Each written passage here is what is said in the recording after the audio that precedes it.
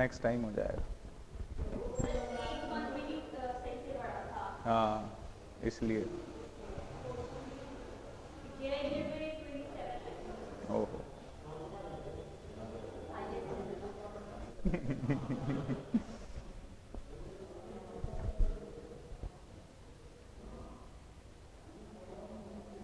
उसमें सीए लिखा हुआ आ रहा था। चलो कोई नहीं, ये लाइव वाले में कोई नहीं बोलता।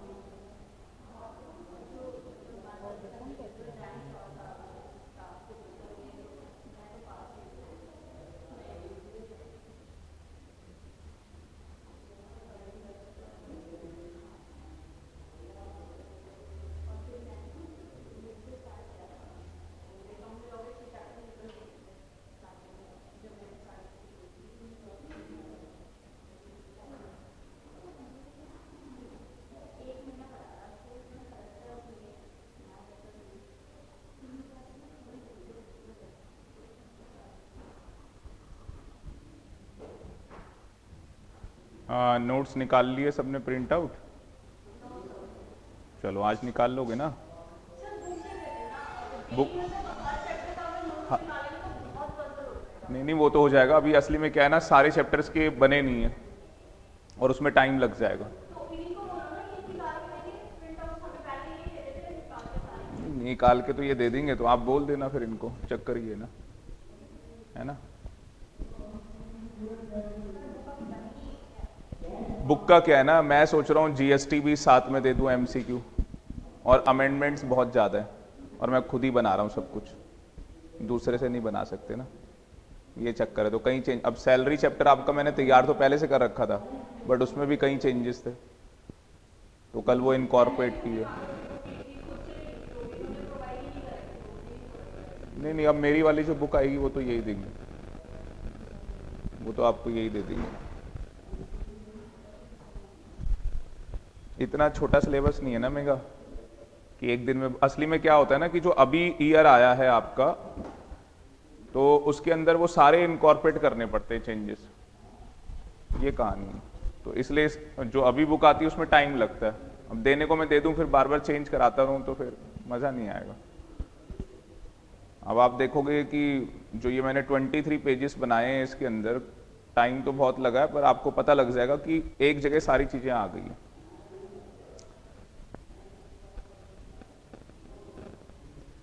रिकॉर्डिंग चेक कर लें, हो रही है? ठीक है।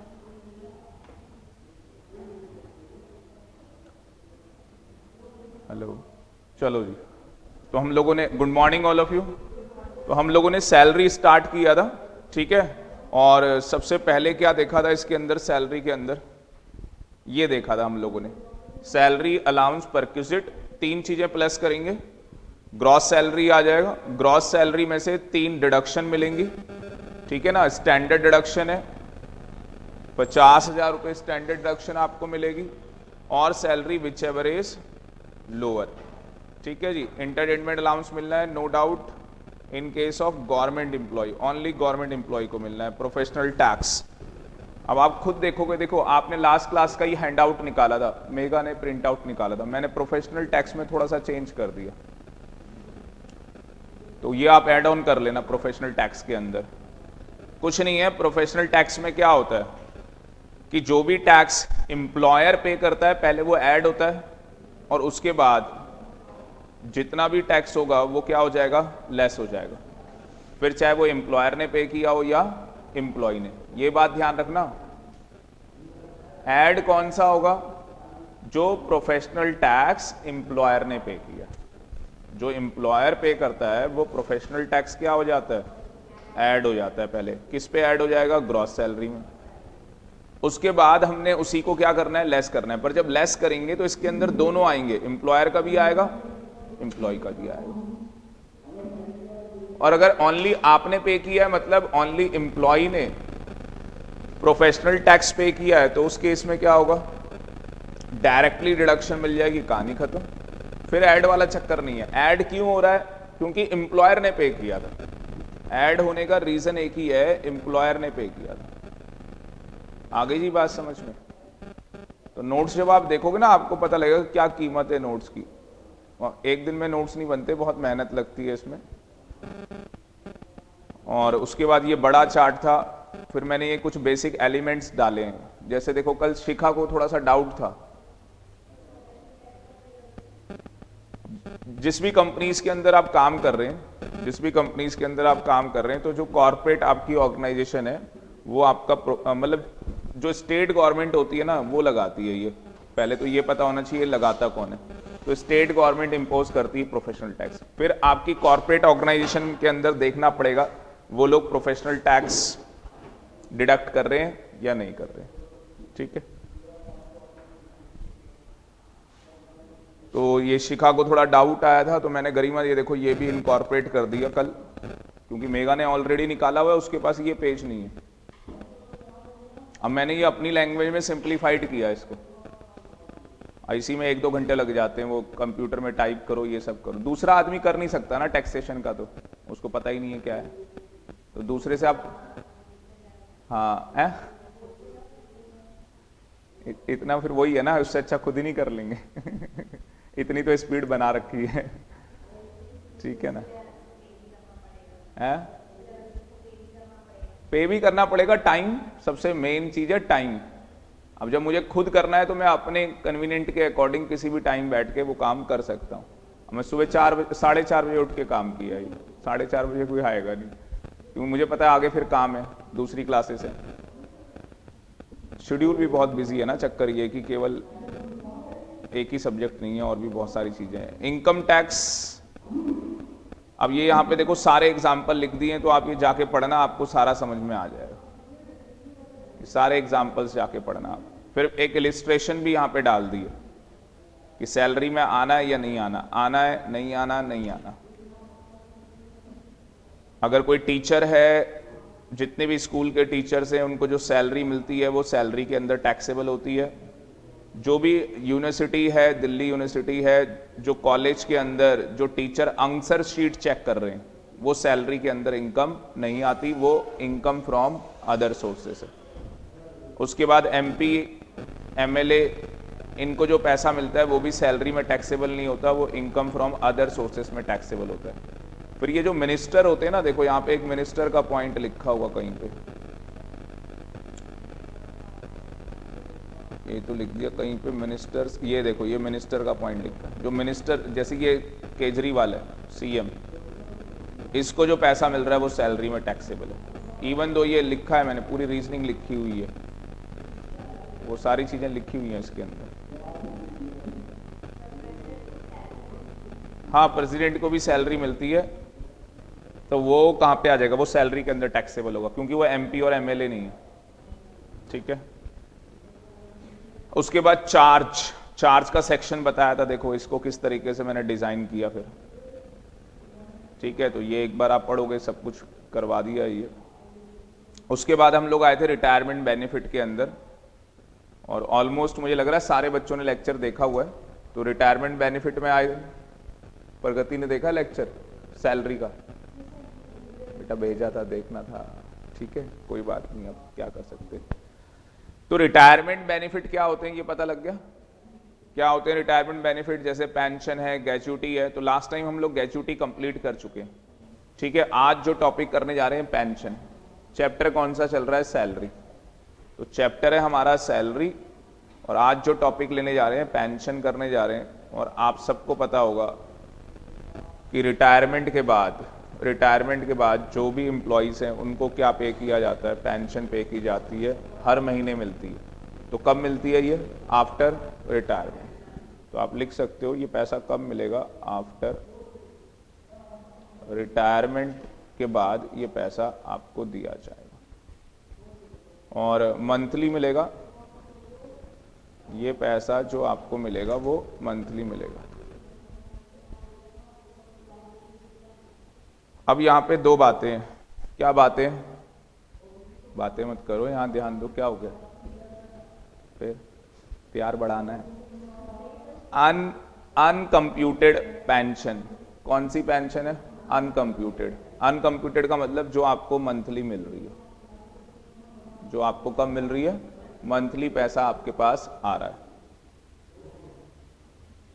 और दूसरा क्या है, हाँ जी, दूसरी तरफ क्या है, कंप्यूटेड। कंप्यूटेड का मतलब आपने लमसम पैसा मांग लिया, आपने क्या मांग लिया, लमसम पैसा आप लोगों ने मांग लिया।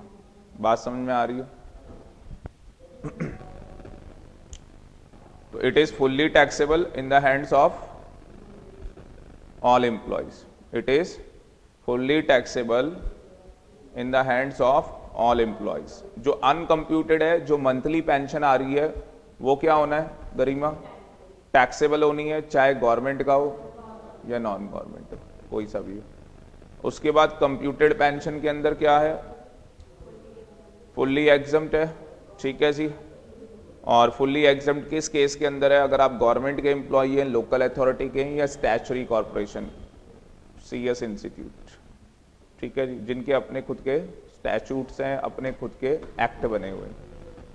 अगर आप एनी अदर एम्प्लॉई है, रिलायंस कंपनी, ठीक है ना, तो उस केस के अंदर क्या होगा, हमें ये चेक करना है कि ऑल्सो इंटाइटल टू ग्रेजुटी, उसे ग्रेजुटी मिलती है या नहीं, एक्ट में कवर है या नहीं, उससे नहीं, ग्रेजुटी मिल रही है या नहीं मिल रही है। कई बच्चों को लगता है सर वो ग्रेजुटी एक्ट में कवर है या नहीं है, 1872 है, हाँ, तो यहाँ एक्ट से कोई लेना देना नहीं है, हमें बस ये चेक करना है मिल रही है या नहीं मिल रही है। अगर मिल रही है तो बोला है 1/3 of full computed is exempt. क्या होगा, 1/3 of full computed is exempt. अभी समझाएंगे आपको क्या होता है 1/3। और ये लिखा है 2/3, 2/3 किसका, ओ सॉरी 1/2, ये हटा देना, half of full computed is exempt. तो यहां पे आधा एग्जम्प्ट है, यहां पे 1/3, पर ये सब कुछ कहानी किसकी है, फुल की है। तो ये सब कुछ समझने जा रहे हैं, बट यहां पे चार्ट देखो, अपना नोट्स इसीलिए दिए हैं थोड़ा सा स्पीड में मैं करवा सकूं, ठीक है। बाकी जिसके पास नहीं है देते हैं आपको नोट्स, चिंता मत करो।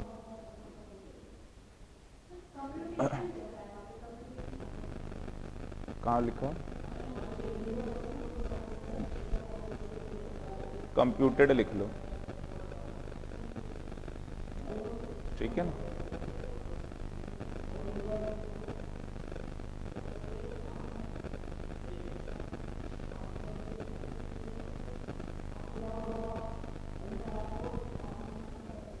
रिवाइज कर लो एक बार चार्ट पूरा, मैं नोट्स निकाल रहा हूँ जो जहाँ से मैं क्वेश्चंस कराऊंगा आपको। असाइनमेंट जो मैंने दिया था उसके अंदर थे क्वेश्चन, और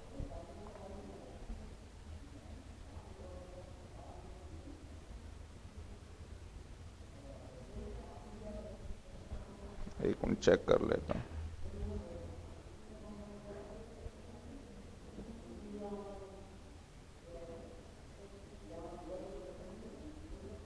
प्लीज रिवाइज कर लो जो अभी पेंशन का बताया है। एक दिन आपका भी रिजल्ट आएगा, फिर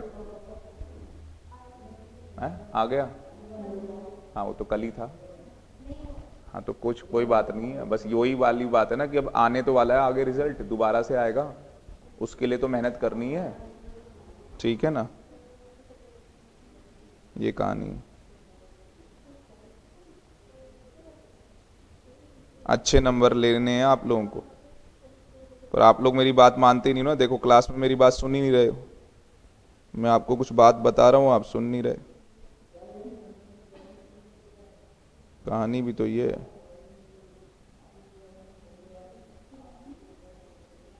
जो अभी पढ़ाया है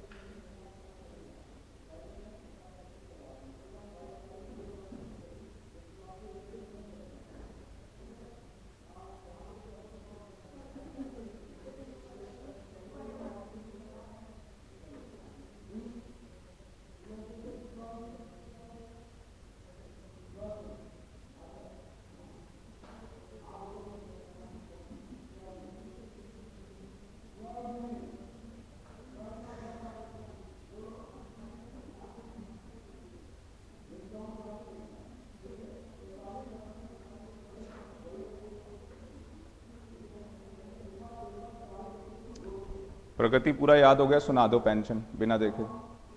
मुझसे भी आपके सामने कुछ है नहीं, सुनाओ।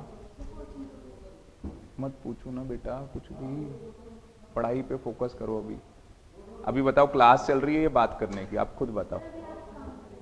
मैं क्या काम कर रहा हूँ, आप मुझे बताओ ना। पेंशन आपको याद हो गया? आप बुरा मत मानो इस बात का। देखो आप पढ़ने के लिए आए हो, अभी क्लास पढ़ाई की है। मेरे को डांटने से क्या मिलेगा किसी को भी? आप सोच के देखो एक बारी के लिए, मैं कोई आपका दुश्मन हूँ? आप सोच के देखो, आपके पेरेंट्स आपके दुश्मन है कोई? तो हमेशा आपकी भलाई के लिए बात करेंगे। अभी क्लास है, आप क्लास के अंदर पढ़ाई की बातें करें, मतलब बातें करें ही ना। ठीक है, आप पढ़ाई के ऊपर फोकस करें, अपने पढ़ने के ऊपर। आपको मैंने लेक्चर्स भेजे थे तो आपको देख के आना चाहिए था।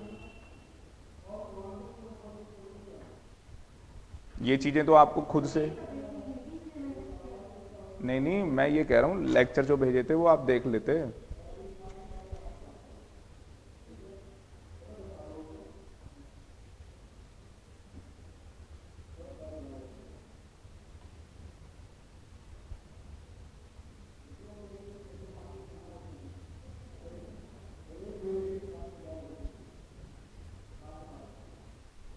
देख लिया पेंशन सभी ने?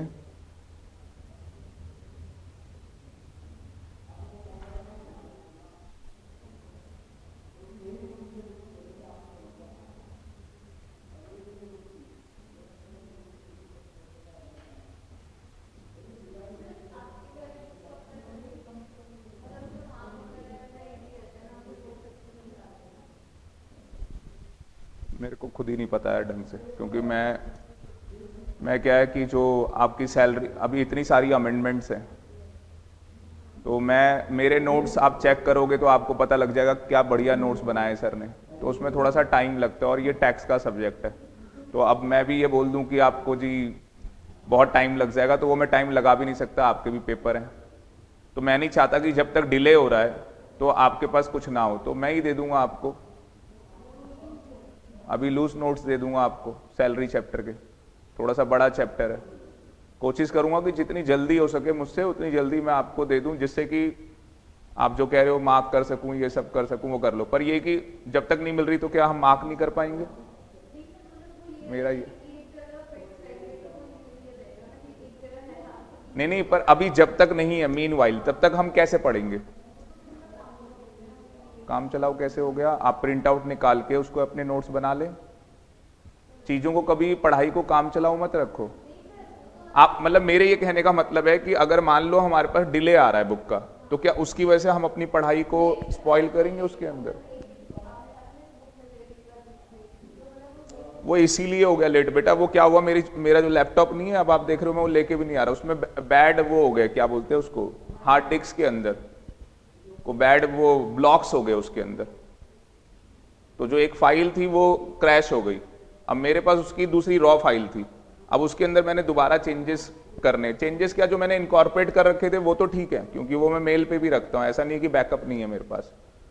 बट ये कि जो एक अलाइनमेंट सही किया था सारा, वो खराब हो गया।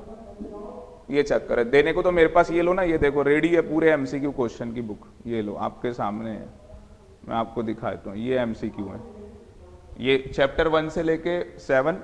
अब मैं देखो वही वाली कहानी ना, या तो मैं आपको झूठ बोल रहा हूँ या तो आपके सामने चीज है। ये देखो आप, ये सारे हाँ, ये सारा अमेंडेड है ए टू जेड। और ये कितने पेजेस हैं आप देख सकते हो। और ये तो केवल 7 वो है क्या बोलते हैं चैप्टर है। ये एमसीक्यू क्वेश्चन है, ओनली एमसीक्यू क्वेश्चन, इससे बाहर कुछ नहीं आने वाला है। प्लस मैं पढ़ा ही रहा हूं आपको, तो मेरे को मतलब ये समझ लो आप, असली में क्या है ना, मेरे भी बीच में कुछ फैमिली वो हो गया, जो भी है, मतलब हर किसी की पर्सनल कुछ प्रॉब्लम हो सकती है। तो मेरा शेड्यूल ऐसा हो गया। असली में मेरे मम्मी पापा गांव गए हुए हैं और हमारे पास यहाँ पे 3 घर हैं। तो कल भी जहाँ रेंटल पे जिनके यहाँ जो रहते हैं, सेकंड फ्लोर पे रहते हैं जो लोग, तो उनके वो पानी लीक कर गया। वो 2 दिन से ऐसे ही हो रहा है, और कोई कराने वाला नहीं है, मेरे को ही काम करना है। फिर बर्थडे था बीच में, फिर बीच में किसी की तबीयत भी खराब थी, तो वही सारी चीज़ें देखनी पड़ती हैं। और असली में वो एक भैया है हमारे, उनकी डेथ हो गई थी, तो इसलिए पापा को पहले भी जाना पड़ा गाँव, और अभी भी किसी काम से उनको जाना पड़ गया। मैं ऐसा करूंगा आपको, आज फ्राइडे है ना, मैं अगले फ्राइडे को दे ही देता हूँ आपको बुक, एक हफ्ते की बात है, ठीक है। मैं आपको एमसीक्यू वाली बुक दे दूंगा, और जो ये नोट्स हैं तो इसमें कोशिश करूंगा कि आपको 5 हेड है जो हमारे, मतलब जब तक वो हेड कंप्लीट हो तो आपके पास दूसरी बुक आ जाए।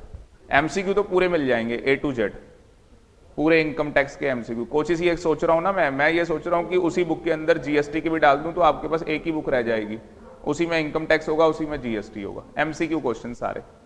और जो मेरे ये नोट्स होते हैं जिसके अंदर सारी चीजें डिटेल्स के अंदर बता रखी है, तो वो मैं आपको 5 हेड दे दूं, और उसके बाद जब तक 5 हेड कंप्लीट होंगे तो वो अलग से आपके पास असाइनमेंट, पर उसके लिए मुझे 1 हफ्ता दे दो आप, उससे लेट नहीं होगा, उससे पहले कोशिश करूंगा कि उससे पहले आ जाए आपके पास, ठीक है ना। अच्छा चलो, तो ये देख रहे, मतलब आप देख सकते हो मैं कुछ झूठ यहाँ पे बोल नहीं रहा, ये 8 से 16 भी है, ठीक है, सब कुछ मेरे पास पड़ा हुआ है। ये मैंने ना इसकी अलाइनमेंट सही कर दी थी सारी, अब मुझे ये नहीं पता था कि ऐसा हो जाएगा, बाकी तो मेरी सारी मेल पे हार्ड डिस्क में बैकअप सारा कुछ रहता है A to Z, ऐसा मुझे भी पता है, पर ये नहीं पता था कि जो फाइल है मैं वो कर रहा हूँ, क्योंकि क्या होता है कई जगह चेक करना पड़ता है पूरा। अब जैसे वो बता रहे थे, इसके लिए मैंने पे किया है, इसके लिए मैंने पे किया है, बट ये कि वो चीजें तो आगे मुझे अंदर से एक बार चेक तो करनी पड़ेंगी ना सारी, ये कहानी। अब मैं अपने खुद भी नोट्स बनाता हूँ तो भी चेक करता हूँ उसको, यार पहले एक बार चेक तो कर लूं कहीं पे, क्योंकि एक छोटी सी गलती आपका 1 नंबर वो करवा सकती है, और अगर 1 नंबर चला गया तो वो कीमत हुई।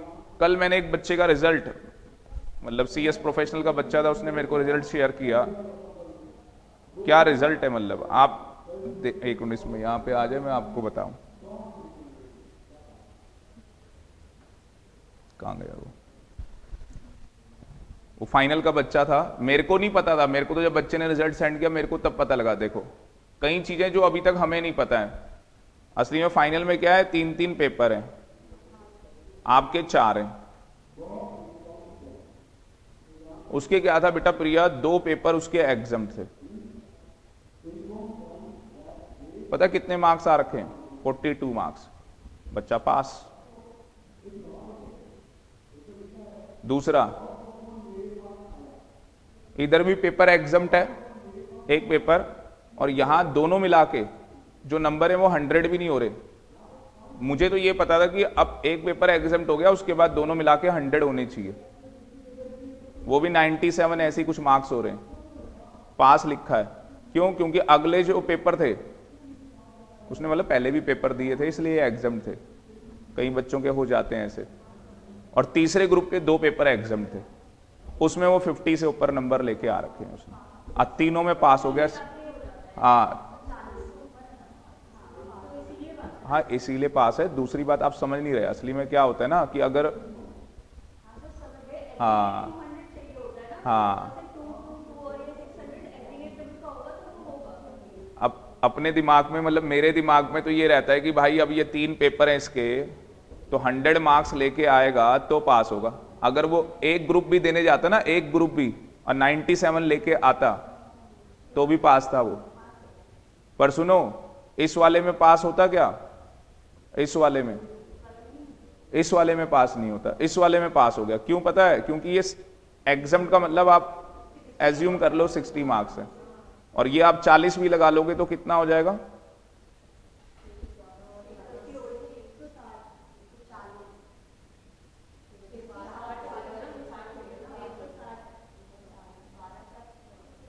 एक 160 होगा, वो 140 कर दो, बेचारा फेल हो जाएगा, 150 चाहिए उसको। वो 10 नंबर एक्स्ट्रा पता है कहां से आ गए, समझ ही गए होंगे। वो छोड़ो ना, मैं तभी तो कह रहा था इनको, जिस दिन मैंने इनकी काउंसलिंग की है मैं इनको यही बता रहा था, हम क्यों सोचते हैं एक्स्ट्रा मिलते हैं, ये होता है, हमने तो कभी सोचा ही नहीं कुछ भी। देखो ना ये चीजें आज पता लग रही, हमने कभी सोचा ही नहीं एक्स्ट्रा मिलते हैं। एक विजन क्लियर करना होगा अपना कि भैया मैं आपको बता रहा हूं, टैक्स आप क्लास ले रहे हो ना, 60 नंबर आपके कहीं नहीं गए, क्लास से आपके 60 नंबर, पर बात तो मानो कम से कम। पेरेंट्स देखो आपके लिए पैसा लगा रहे हैं, पर आपका पता है सबसे मेन क्या जा रहा है, टाइम दोबारा नहीं आएगा।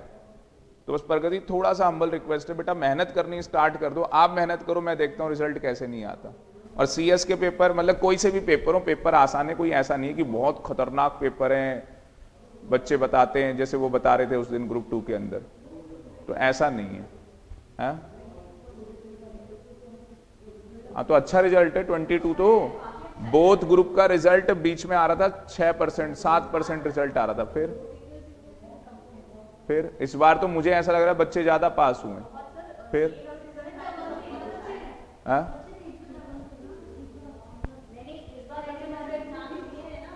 कम बच्चे थे, ये समझ लो कि 100 में से 50 बच्चे पेपर देने गए।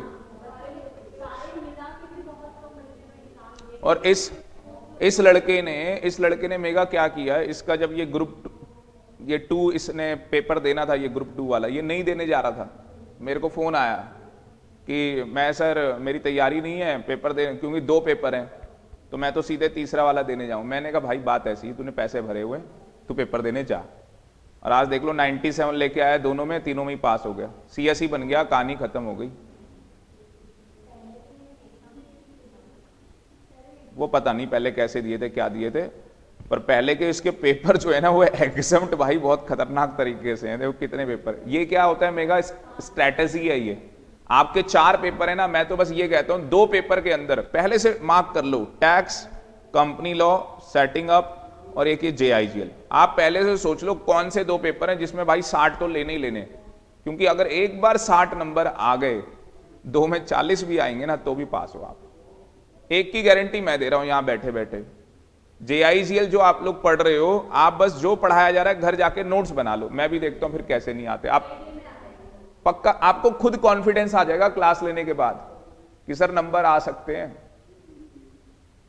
टैक्स में मुझे पता है ना, चाहे आप मेहनत करो, मैं इतनी मेहनत करा दूंगा क्लास के अंदर कि आपके 60 नंबर कहीं नहीं जाएंगे, ठीक है। दूसरा आपको मैं देखो ना, मेरे को ये थोड़ी ना बोला यहां से कि हर क्लास का बैकअप दो, मैं तो आपको दे रहा हूं ना बैकअप, ऑन स्क्रीन भी मैं बोल रहा हूं बैकअप। मेरे को क्या है यार, अच्छे नंबर आ जाएंगे ना तो बस मैं बोलूंगा देखो बच्चों के रिजल्ट, मुझे आपका रिजल्ट लेके आना है बस।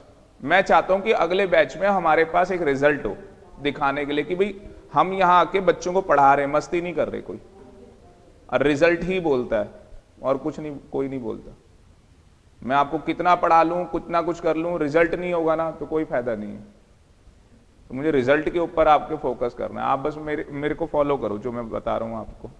अब कोई प्रॉब्लम है, जैसे उन्होंने बता दिया, मैंने कहा ठीक है मैं फ्राइडे तक दे दूंगा, 1 हफ्ते का टाइम दे दो, उससे पहले कोशिश करूंगा, पर मैंने फ्राइडे इसलिए बोल दिया कि पहले दे दूंगा तो अच्छी बात है, ठीक है। पर मीनवाइल आपको उसका प्रिंट आउट दिलाता हूं, ठीक है ना, कि जिससे कि आप कम से कम यार नोट्स में लिख तो लो, टाइम तो वेस्ट ना हो अपना।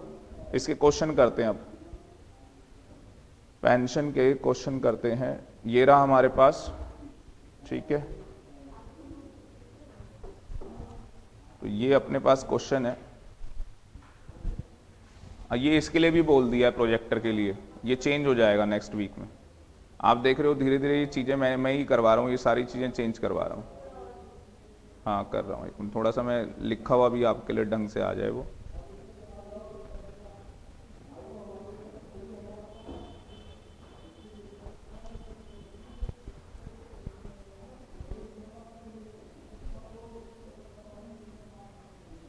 क्योंकि मेरा तो यार पढ़ाई करो तो ढंग से करो, बिल्कुल बढ़िया तरीके से, काम चलाओ पढ़ाई नहीं होनी चाहिए। तो ये यहाँ पे देख लो इस क्वेश्चन के अंदर क्या हो रहा है, अब दिख रहा है भाई, नीचे वाले की जरूरत नहीं है, सॉल्यूशन है वो, आप क्वेश्चन पे ध्यान दें। हो गई ना बंदी, और थोड़ा उसका भी इम्पैक्ट आता है, वाइट वाइट लाइट हो जाती है, आज आ रही है। तो ये क्या कह रहा है क्वेश्चन के अंदर, एक एम्प्लॉई है, कितनी सैलरी, 15,000 रुपए, जब रिटायर हुआ from and become entitled to receive pension मिलेगी 9,000 रुपए महीना। ये भी आज शाम को, अच्छा इसके प्रिंट आउट मत निकालना क्वेश्चंस के, क्वेश्चन के क्यों नहीं निकालने हैं भाई, क्वेश्चन तो प्रैक्टिस के लिए है। और एमसीक्यू की बुक आपके पास होगी तो आप वो बुक होगी तो बुक के क्वेश्चन करते चले जाएंगे, ठीक है ना।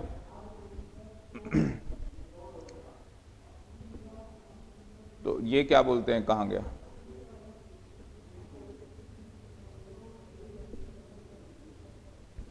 तो यहां पे इसको क्या हो रहा था, 15,000 रुपये पर मंथ ये रिटायर हुआ, इसकी सैलरी थी मतलब उस टाइम पे, और पेंशन जो आ रही है वो 9,000 रुपये इसके पास आ रही है, और हाफ आधी पेंशन उसने कंप्यूट करवा ली है। कंप्यूट करवाने का मतलब मैंने बताया आपको कि उसने लमसम में पैसा ले लिया होगा। अब मुझे एक चीज बताओ, ईमानदारी से दिमाग में थोड़ा सा जोर डालो, हल्का सा। आपने आधी पेंशन क्या करवाई है? कंप्यूट करवाई है, और मिला कितना है प्रगति? बेटा कितना मिला है आपको? 1,80,000 आपको मिला है। पूरा पैसा कितना बना होगा? जब पूरा मुस्कान 3,60,000 रुपए बना होगा तो बेटा उसका आधा आपको मिला ना। आधा कितना मिल गया? 1,80,000। अब आपने ये चेक करना है क्वेश्चन में कि इसे ग्रेच्युटी मिल रही थी या नहीं मिल रही थी। क्या बोला हुआ है? ये इंटाइटल था ग्रेच्युटी के लिए। या तो क्वेश्चन में लिखा होगा कि मिल रही है, या क्वेश्चन में ये लिखा होगा गरिमा कि ये इंटाइटल था। तो अब तो बड़ा आसान हो गया। अब करना ही क्या है, देखो मैं आपको स्टेप्स बता देता हूं, वही स्टेप्स फॉलो करने बस, ठीक है, और कुछ नहीं करना है। हमारा ग्रुप बना हुआ है, उसमें ऐसा कोई बच्चा तो नहीं है जो ऐड ना हो? अच्छा ठीक है, आर्यंश को भी ऐड कर देना।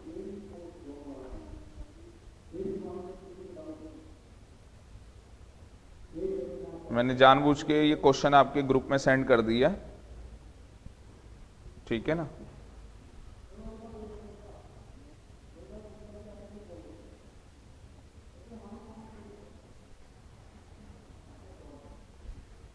हमारा जो टॉपिक चल रहा है वो पेंशन का टॉपिक चल रहा है। मैं एक बार रिपीट कर रहा हूं जिससे कि आर्यंश को पता लग जाए। तो पेंशन का हमारा टॉपिक बनाना है, ये मेरे साथ बना सकते हो जल्दी जल्दी। स्पीड स्लो है, नहीं बनाना मत बनाओ, कोई वो नहीं। जहां पे बिल्कुल नीड होगी वहां तो मैं बोल ही दूंगा भाई लिखो ही लिखो, कंपलसरी है लिखना। तो पेंशन क्या होती है भाई? रिटायर होते हैं तो उसके बाद पेंशन आती है।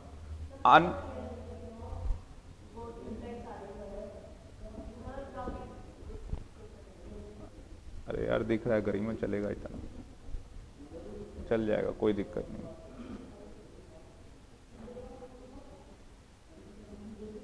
अभी तो क्वेश्चन पढ़ा ही आपने, कर लोगे इतना तो मैनेज।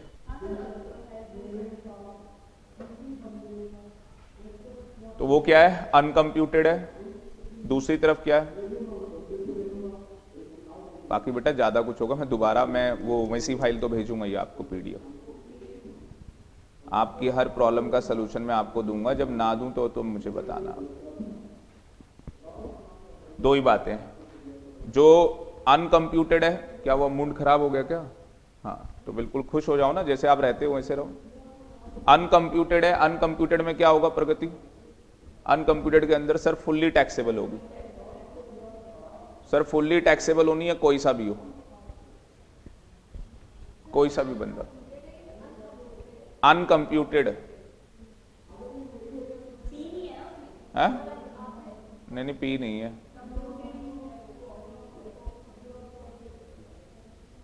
अनकंप्यूटेड है तो उस केस में फुल्ली क्या है?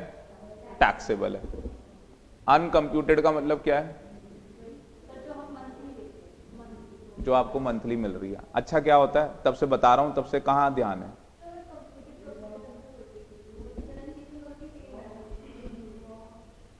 तो बेटा अगर आपको हर महीने पैसा मिल रहा है पेंशन का तो वो हमेशा क्या है? फुल्ली टैक्सेबल, चाहे आप सरकारी हो या कोई से भी हो, ठीक है। प्राइवेट के अलावा भी बहुत सारी चीजें होती ना, इसलिए स्टैचुरी भी होती, लोकल भी होती, बहुत पीएसयू है ये। कंप्यूटेड में क्या है कि आप लमसम पैसा, LUM, लमसम पैसा आपने बोल दिया कि मुझे पैसा दे दो, तो लमसम आपको क्या हो रही है? पेमेंट कर रहे हैं हम आपको। लमसम आपको क्या कर रहे हैं? हम पेमेंट कर रहे हैं भाई।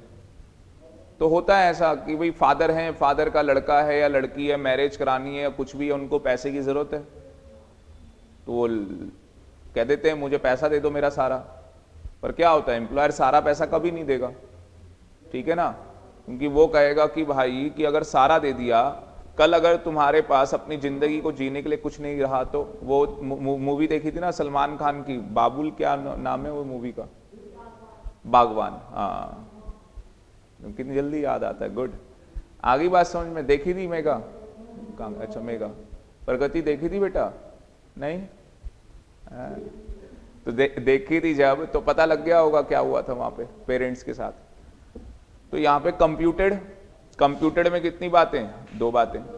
आपने चेक करना है ग्रेच्युटी जो है उस बंदे को रिसीव हो रही है या नहीं हो रही है, या नॉट रिसीव्ड है, नॉट रिसीव्ड है।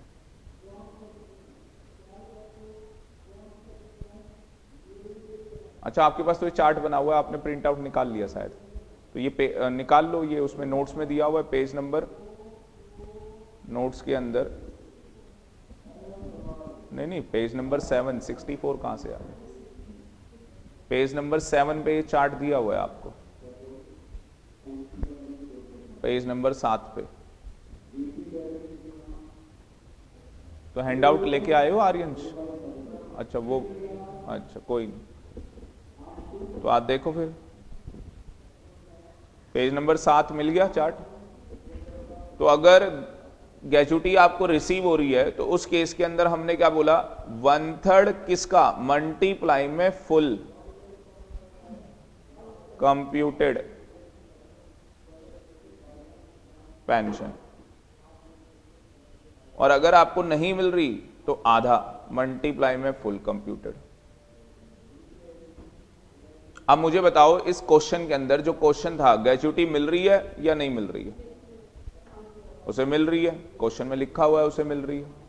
तो हमें क्या करना है, 1/3 फुल का क्या करना है, जो पैसा आएगा वो क्या हो जाएगा? एग्जम्प्ट हो जाएगा। तो करके देख लो, 1/3 मल्टीप्लाई में फुल कितना बन रहा था? 3,60,000। अब पहले ये 360 निकालना पड़ेगा। कैसे निकलेगा ये 360? 1,80,000 आपको मिला है जो कि आधा है, तो उसका उल्टा कर दो, रेसिप्रोकल कर दो उसको, वो 3,60,000 आ जाएगा। और अब ये करोगे तो ये 1,20,000 आएगा। तो 1,20,000 क्या हो गया? एग्जम्प्ट। 1,20,000 रुपए क्या हो गए? एग्जम्प्ट हो गए। टैक्सेबल कितना होगा? Taxable received minus exempt. Receive कितना है? 1,80,000। Received 1,80,000, exempt 1,20,000। तो टैक्सेबल कितना हो गया? 60,000। अब आपका एग्जाम एमसीक्यू है, या टैक्सेबल पूछ लेगा, एग्जम्प्ट पूछ लेगा, दोनों में से एक ही पूछेगा।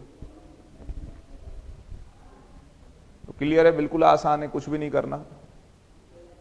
ठीक है, तो अब जैसे आपके नोट्स हैं सीखा, तो बेटा आप लिख लो वहां पे कि पेंशन भाई ये है और उसका ये चार्ट है, और नीचे सर ने उसके स्टेप्स बता रखे हैं। स्टेप्स क्या है? सबसे पहले क्या निकालोगे?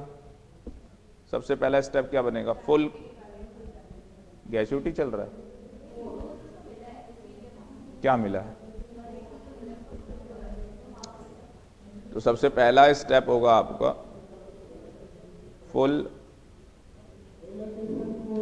कंप्यूटेड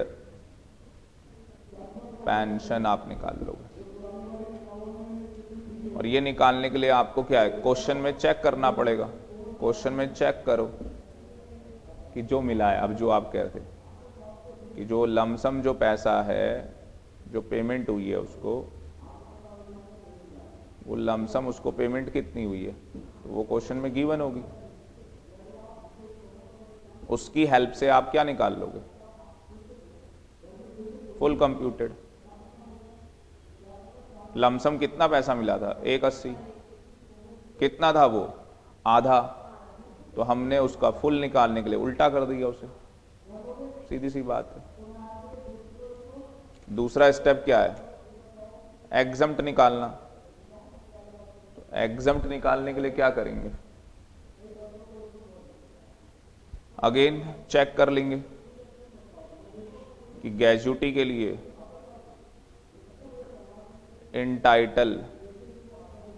इंटाइटल है या नहीं है। तो आंसर या तो यस या तो नो। और अगर आंसर यस आ रहा है कि उसे है, तो उस केस के अंदर 1/3 कर देंगे फुल का, और अगर नहीं है तो आधा कर देंगे फुल का। वो पैसा क्या हो जाएगा, एग्जम्प्ट हो जाएगा। आप करके देख लो, ये 360 आ गया था, और 360 का 1/3 कर दोगे तो 1,20,000 रुपये उसका एग्जम्प्ट हो जाएगा। आप थोड़ा सा भी मुझे फॉलो कर लोगे ना, तो मैं बता रहा हूँ बहुत इजीली आपका एग्जाम क्लियर हो जाएगा, बहुत इजीली, बहुत इजीली। पर थोड़ा सा भी फॉलो कर लो भाई।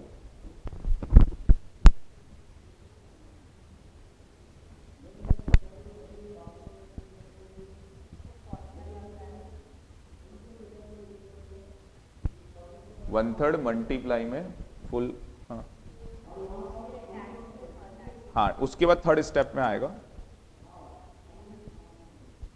और थर्ड स्टेप में आ जाएगा आपके पास टैक्सेबल पैसा कैसे निकलेगा।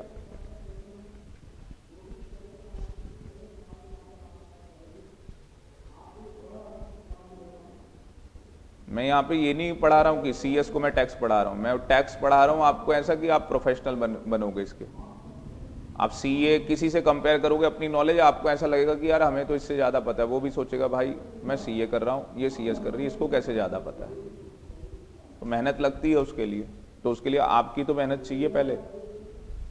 रिसीवेबल माइनस क्या होगा, एग्जम्प्ट। नोट्स के बाद देखना आप खुद कहोगे सर बहुत जबरदस्त नोट्स है।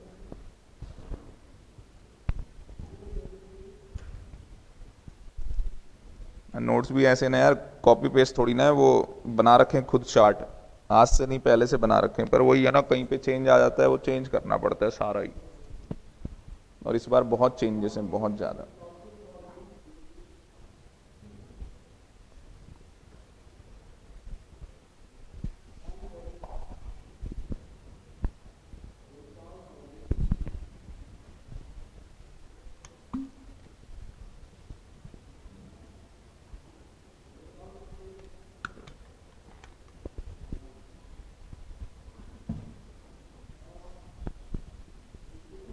वैसे मुझे लग रहा है कि फ्राइडे तक ही जाएगा ये चैप्टर, उससे ज़्यादा नहीं जाने देंगे वैसे, ठीक है ना।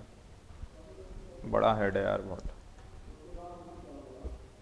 अब कोई क्लास में से होती है किसी को बैकअप ना मिले, इन केस में से मैंने अब मेल आईडी सबकी नोट कर ली है, फोल्डर बना दी है। बाई चांस हो जाता है कई बार आ जाता है, तो आप कर देना, मिलेगा पक्का आपको, ठीक है। आपको पता होगा शायद फाइल कब आई थी, जब कल आपने फिर प्रिंट आउट सुबह आई होगी फाइल।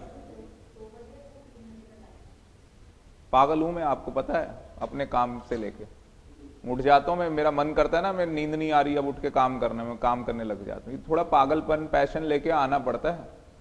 देखो मुझे नहीं पता कि आप में से अभी तक किसी ने पेपर दिया या नहीं दिया, मेरा मतलब जब मैं पेपर दे रहा था तो हमारे दिमाग में वही चल रहा होता था, और उससे पहले चल रहा होता था इवन। अगर आप घर जा रहे हो, घर जाके ये लेक्चर आपके सामने आ रहा है, या आपको यार मेरा ना भी असाइनमेंट, मतलब कि एक कहते हैं ना चिंता है हमें उन चीजों की, तो देख लेना आप जिस दिन ये सब आपके साथ हो रहा है ना, आपकी बॉडी के साथ, आपको पता है कई बार मैं ऐसा लग रहा होता है मुझे सपने में लेक्चर तो नहीं ले रहा किसी का, इतना मतलब अपने काम को पैशनेट कर रखा है। बहुत प्यार करो अपने काम से, आप पढ़ाई से इतना प्यार कर लो कि मतलब जब पढ़ने बैठो ना आप कोई मतलब नहीं। मैं तो मोबाइल अपनी वाइफ को देता हूं, मैं किसी का फोन आए देख लेना, हाँ स्टूडेंट का, मैंने कहा दे देना। देखो एक ही वर्ड होता है कि स्टूडेंट का, तो दे देना भाई। और यहाँ पे भी आपने देखो कई बार स्टूडेंट तो मैं भाई वही फोन उठाना है, बाकी किसी का उठाने की जरूरत नहीं है फोन। बस पढ़ाई के टाइम पे पढ़ाई करनी है, अपना लेक्चर देना है तो बस लेक्चर देंगे। चलो कोई डाउट नहीं इसके अंदर। चलो अगला केस कर लेते हैं। अगला केस क्या होगा, जिसके अंदर उसे ग्रेच्युटी नहीं मिल रही होगी, तो वो अगला केस कर लेते हैं।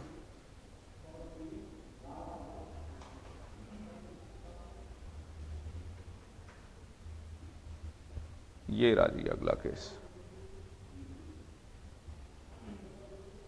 ये बड़ा कर देते हैं आपके लिए, तो ये वाला पार्ट हमें देखना है, ठीक है। चलो क्या हुआ, यहां पे भी रिटायर हो गया बंदा, रिटायर होने के बाद पेंशन मिल रही है 8,000 रुपए पर मंथ, तो ये हमारा फोकस एरिया है, पैसा आ रहा है जी इसके पास। At the time of retirement 75% क्या हो गया, इसका कंप्यूट हो गया 75%, ठीक है ना। और जो मिला है इसे वो 2,40,000 है। अब जैसे देखो उन्होंने बोला 75 का मतलब 1/3, तो उल्टा कर लो ना, अब उसका फुल निकल जाएगा। या 75 जो परसेंटेज है, 75 अपॉन में 100 हुआ ना, इसका मतलब ही क्या हुआ,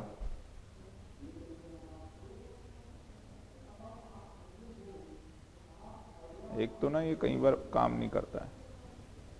फुल निकाल के बताना जरा, देखता हूं आप लोग क्या निकाल रहे हो, कितना आ रहा है आपका।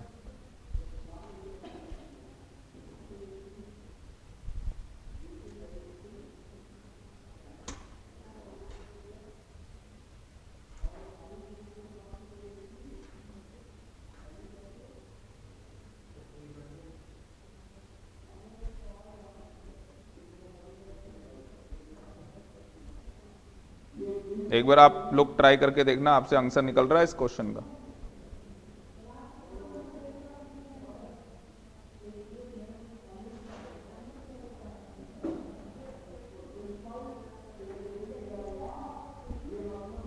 $2,40,000 मल्टीप्लाई में 75 अपॉन में 100 का क्या मतलब है मुस्कान, 75 अपॉन में 100 का क्या मतलब है बेटा। देखो 100 का मतलब है टोटल पैसा उसका, टोटल उसकी पेंशन का जो पैसा बन रहा है, उसमें से उसको मिल कितना रहा है, रिसीव कितना कर रहा है, 75। 100 रुपए में से 75 उसको दिए जा रहे हैं। अब मुझे वो 100 पता करना है, तो 100 ऊपर चला जाएगा, 75 नीचे आ जाएगा। हाँ दोनों, या इसको आप कट करते हो तो ये भैया ऊपर 4 है नीचे 3 है, 3,20,000 ये उसका टोटल कंप्यूटेड बनता है, यस और नो। अब मुझे बताओ ग्रेच्युटी मिल रही, एक में बोल रहा है इंटाइटल है, एक में बोल रहा है नहीं है, तो इस 3,20,000 में दो बातें हो जाएंगी। वेरी गुड, जिसमें मिल रही है उसमें 1/3 कर देंगे, जिसमें नहीं मिल रही है उसमें इसका आधा कर देंगे। तो 1/3 वाली में कितना हो रहा है ये, नहीं 3,20,000 का 1/3 कितना हो रहा है, हाँ वो क्या हो जाएगा, एग्जम्प्ट हो जाएगा, 1,66,600, ये इतना आ रहा है ना। और कैलकुलेटर लेके आना है नेक्स्ट क्लास से। 80 नहीं 3,20,000 है जो, वो फुल है ना। अब फुल का क्या करेंगे, 1/3 करेंगे, तो करो।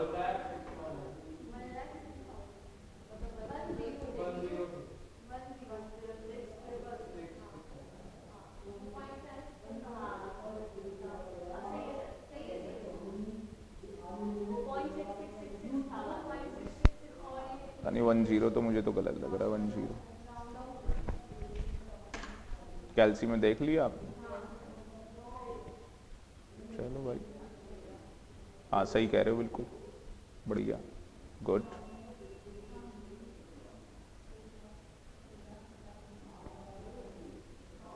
हाँ हाँ ठीक है, ये देखो ना आंसर आ तो गया आपके सामने, तो ये इतना आ गया, एग्जम्प्ट हो गया इतना पैसा, ठीक है ना।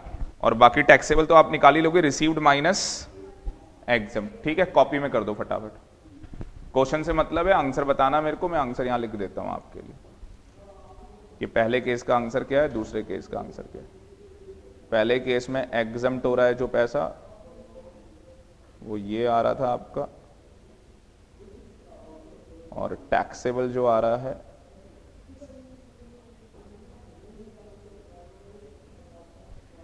दूसरे केस में एग्जम्प्ट बताना आप।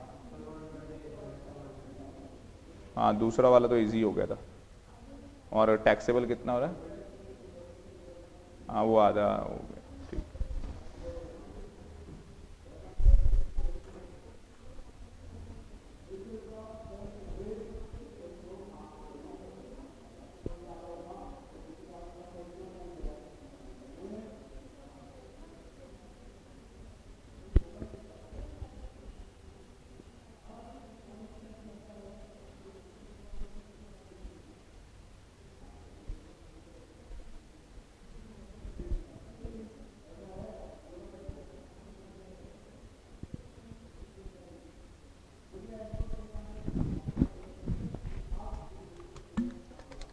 जितना पढ़ा रहा हूं डेली पढ़ो, डेली पढ़ाई करो उसकी।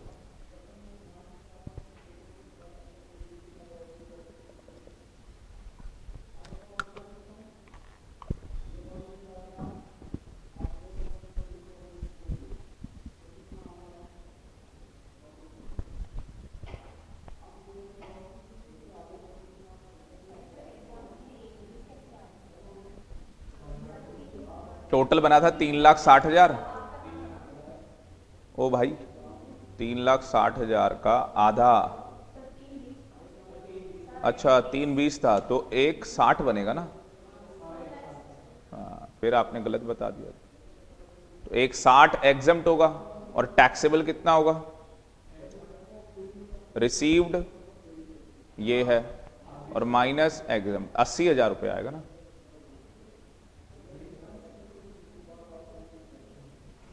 ठीक है चलो, गलती हो रही है अच्छी बात है, सर बता रहा हूं, सीख जाओगे। गलती कर रहे हैं तो सीख जाएंगे।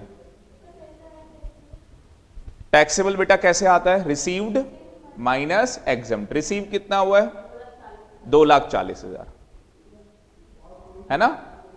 ठीक है, कोई डाउट हो पूछो, कोई दिक्कत नहीं, आना चाहिए सभी को। कर लिया प्रगति ने? कॉपी नहीं है तो लिखो ना।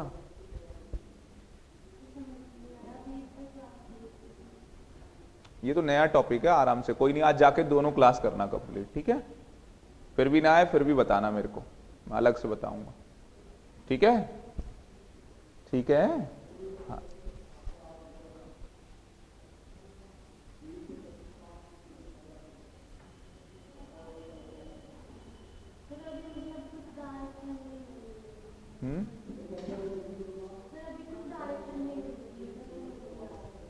मैं बात करूंगा आपको, आपके दिमाग में समझ गया यार, कल से आप बच्चा परेशान है, रिजल्ट आ गया, ये वो बहुत बातें होती, समझ गया, होता है बच्चे के साथ। हम तथास्तु करेंगे, सब सही हो जाएगा, ठीक है। बस थोड़ा सा आप खुश रहना स्टार्ट करो, दांत दिखाने अपने स्टार्ट कर दो, ठीक है ना। अगला जून भी आना है, ऐसा नहीं है कि जून में पेपर नहीं होने, ठीक है। मतलब यही जून, अगला मतलब यही बड़ी जल्दी वो हो जाते हो, सीरियस हो जाते हैं बिल्कुल ही एकदम। हाँ सही बात है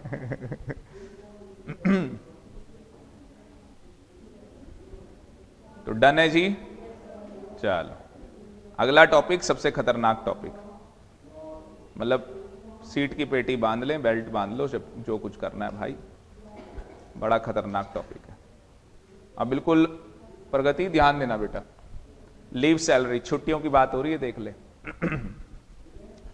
अब जो ये छुट्टियां हैं, पहले समझ लो ध्यान से बिल्कुल गरिमा, जो ये छुट्टियां हैं, क्या कहानी है छुट्टियों की, कि भैया कई लोग क्या करते हैं, अपनी जो छुट्टियां हैं वो इनकैशमेंट करा लेते हैं, इनकैशमेंट करा लेते हैं मतलब,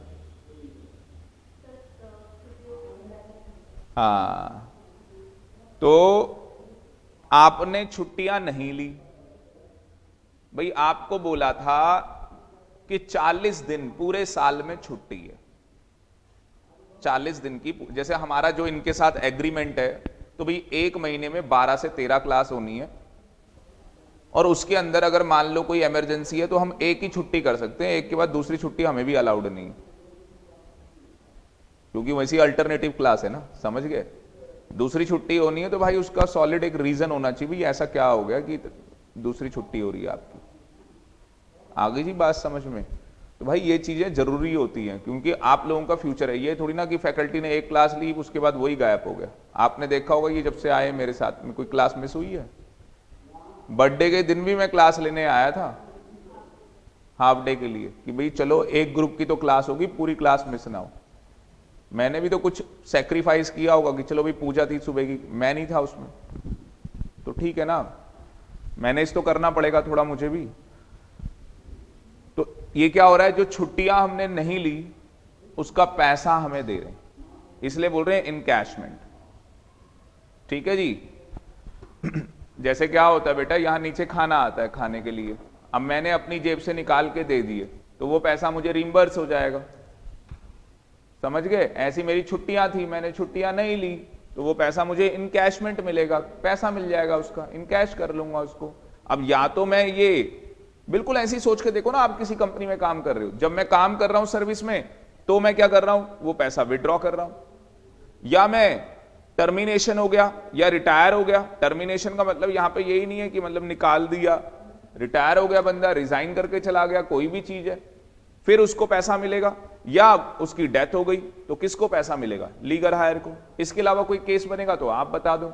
या तो आप ड्यूरिंग द जॉब ले लोगे, मीनवाइल जब आप जॉब कर रहे हो, या आप रिटायर के बाद ले लोगे, या बंदे की डेथ ही हो गई, कहानी खत्म। समझ में आया, इसके अलावा कोई केस नहीं बनेगा। अब देखो आगे कहता है, अगर आपने कब लिया, जब आप जॉब कर रहे हो उस टाइम पे आपने पैसा लिया तो फुल्ली टैक्सेबल है, फुल्ली टैक्सेबल है, कहानी खत्म। फुल्ली क्या है, टैक्सेबल है, कहानी खत्म। तो ये जो चार्ट है ना, ये चार्ट बनाओ कॉपी में, ये सारे ही बनाओ। कैसे में बनाओगे आप, इस तरीके से, क्या बोलेंगे, वर्टिकल फॉर्म में बनाओ आप चार्ट। आप वर्टिकल फॉर्म के अंदर चार्ट बनाओ, लीव सैलरी, इनकैशमेंट, कितनी बातें, 3 बातें बनाओ। मैं बोल रहा हूं वर्टिकल बनाना है, मजे लेते हो तुम बहुत। मैं कह रहा हूं वर्टिकल बनाना है, ऐसे ही बनाना है।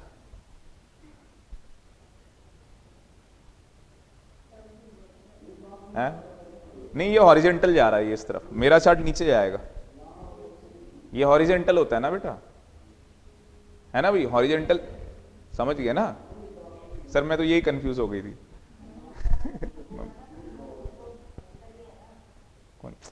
ये तो जा तो ऐसे रहा है ना चार्ट।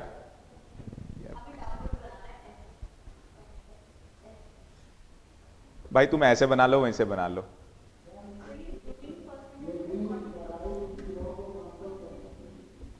ऐसा किया करो ना गरिमा बेटा, मोबाइल भी निकाल लिया करो साथ में उसमें, क्योंकि ये क्या है ना, अभी प्रोजेक्टर वो करवाएंगे, इसको बोल दिया, ये हट जाएगा अगली बार में। ये क्या है, जैसे दिखता नहीं है, ये है, वो थोड़ी क्लैरिटी नहीं आती, ब्लर आ जाता है, ये कहानी है।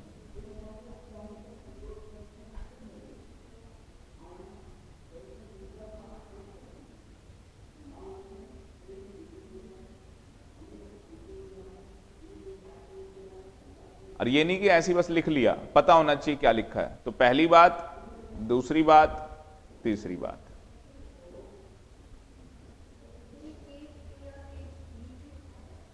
नहीं भाई, ये सब मत लिखो बस। Good question.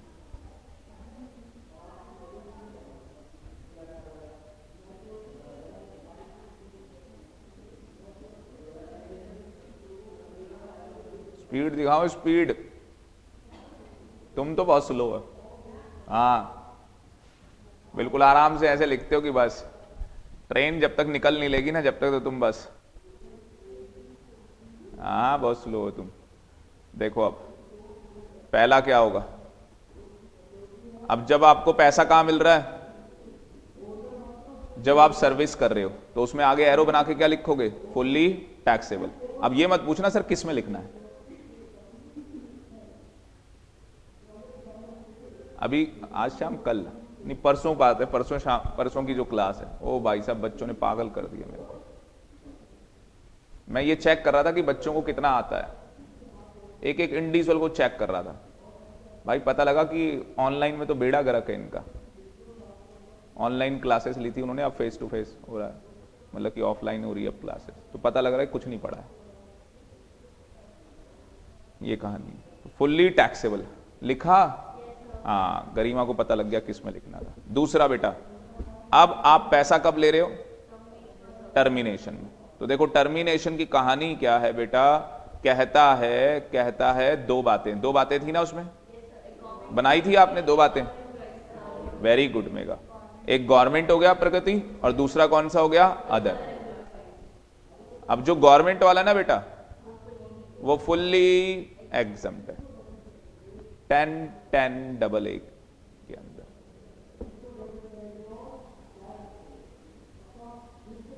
अब देख रहे हो मेगा, मैंने यहां पे लिखा है कि गवर्नमेंट का मतलब लोकल अथॉरिटी नहीं आएगी, गवर्नमेंट का मतलब क्या है वहां पे, सेंट्रल गवर्नमेंट, स्टेट गवर्नमेंट, कहानी खत्म।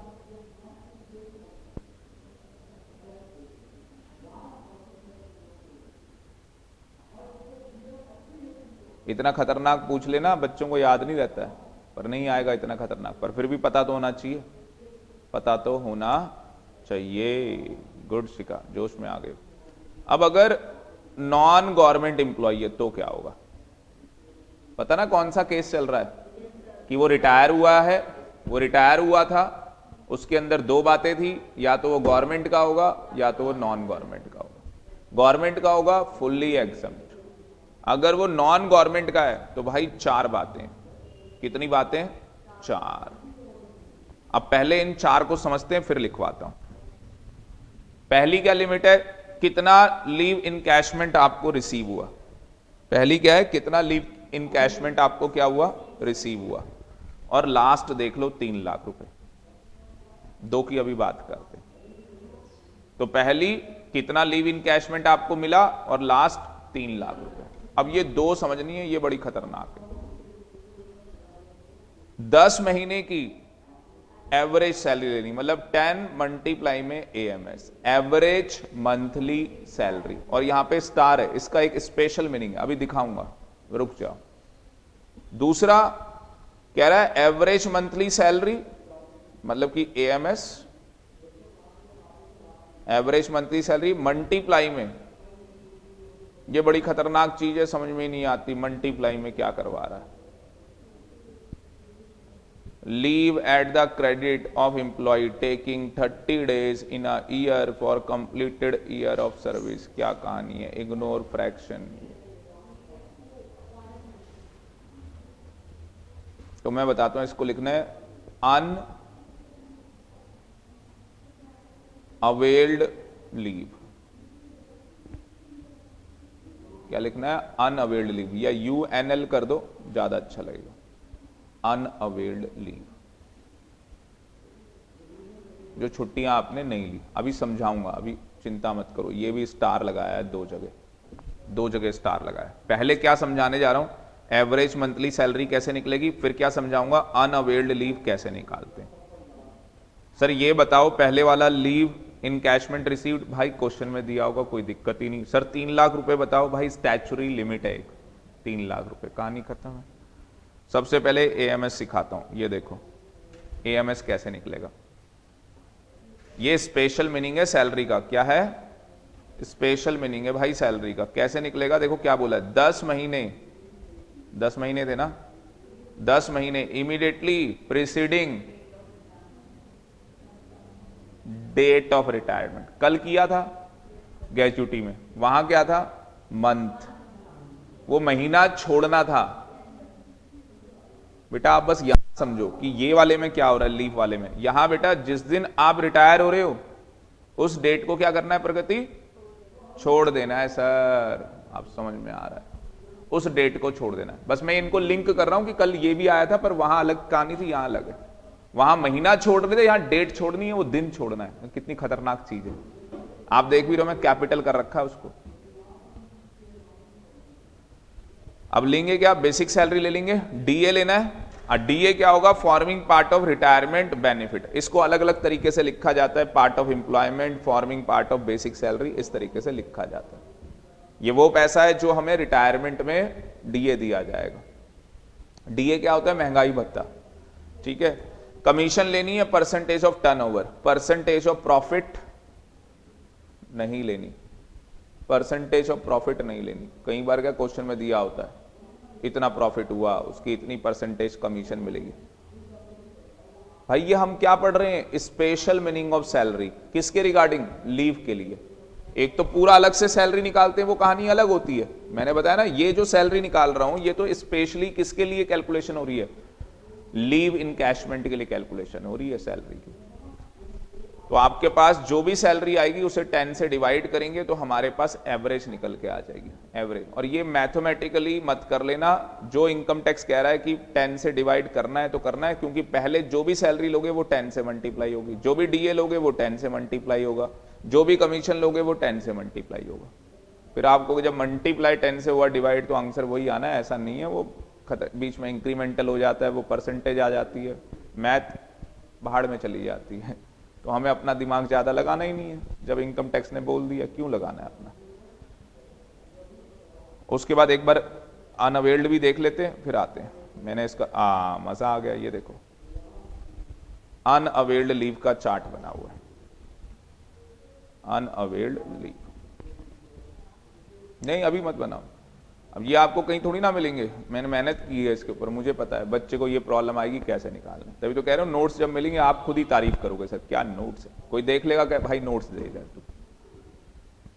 थोड़ा लीव इंटाइटल एज पर क्वेश्चन, क्वेश्चन में देखो भाई कितनी लीव उसको इंटाइटल है। सर क्वेश्चन में लिखा है, से का मतलब क्वेश्चन में लिखा है 1.5 महीने की है, क्वेश्चन ने बोल दिया।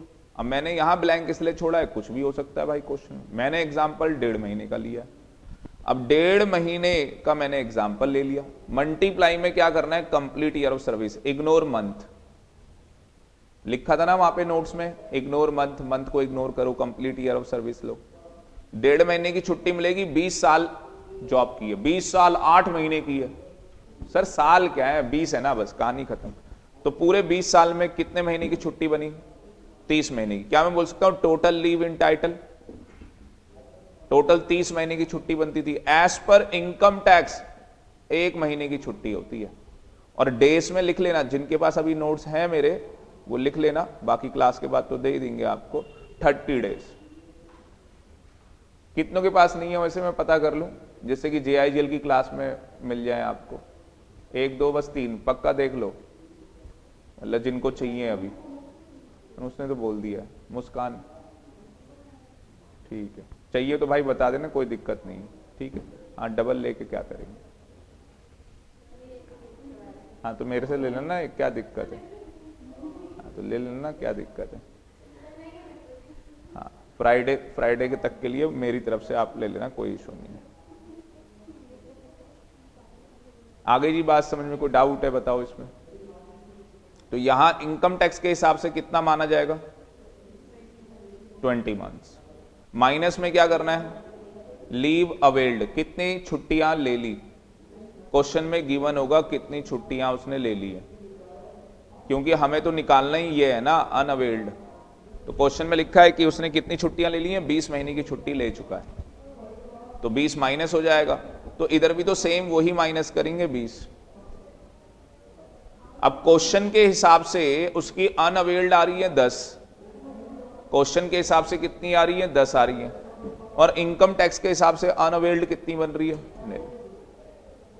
भाई कोई तुम्हारी ऑर्गेनाइजेशन कितनी छुट्टी देती हो, हमें क्या करना उससे।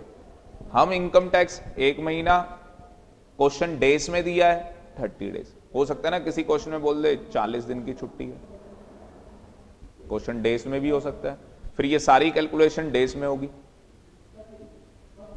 ठीक है। इतना समझ में आ गया है। तो पहले क्या करो, आप इसको लिख रहे थे वहां पे नॉन गवर्नमेंट के अंदर 4 लिमिट लिखो, पहले 4 लिमिट। पहली लिमिट क्या है, लीव इनकैशमेंट एक्चुअली रिसीव्ड, पहली limit leave encashment actually received. और दूसरी में क्या लिखोगे, दूसरी में क्या लिख, वो चार्ट में ही लिखना है वो, हाँ जो चार्ट बना रहे हो उसी में आएगा वो, इस तरीके से, ठीक है। हाँ बढ़िया सा, बिल्कुल मस्त। बाकी आपको तो नहीं देना प्रिंट आउट, पक्का। अभी निकाला नहीं है ना, तो मेरे से ले लेना ना, कोई नहीं। JIGL की क्लास होगी बीच में, बोल दूंगा, ठीक है। चार्ट बनाओ बढ़िया, अभी लिख लो ऐसी, एक कॉपी बना लेना अलग से। बुक मिलने के बाद भी आपको नोट्स की तो एक कॉपी बनानी पड़ेगी। वो इसलिए बनानी पड़ेगी, याद रहेंगी ना चीजें फिर।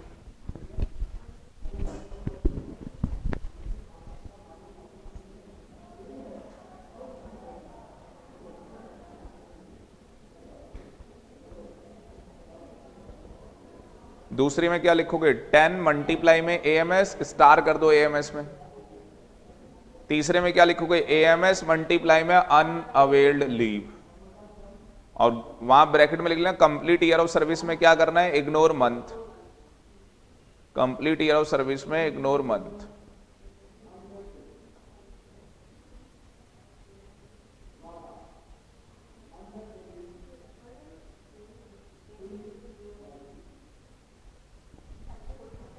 फोर्थ में तो बेटा बस सीधे लिख दो 3 लाख रुपए लाइफ टाइम में, 3 लाख रुपए लाइफ टाइम में, पूरी जिंदगी के लिए लीव इनकैशमेंट का जो पैसा एग्जेम्प्ट हो सकता है वो 3 लाख हो सकता है, उससे ज्यादा आप करा ही नहीं सकते। समझ गए ना, किसी साल 2 लाख करा चुके हो, लिमिट 1 लाख हो जाएगी। उसके बाद लिख लो special meaning of salary, special meaning of salary, उसमें ये लिख लो स्पेशल मीनिंग ऑफ सैलरी में।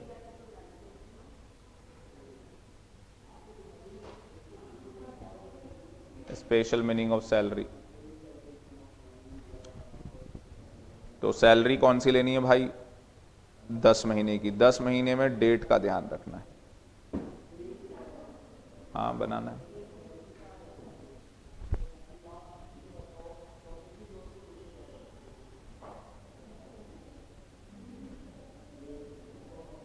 लिखते लिखते याद हो जाना चाहिए, याद नहीं हो रहा तो मुझे बताओ, मैं याद करवाता हूं तुम्हें, क्योंकि देखो मैंने तो कसम खा रखी है, मैं तो मार्क्स दिलवा के रहूंगा तुम्हें, नहीं पढ़ोगे तो मैं पढ़ा दूंगा तुम्हें।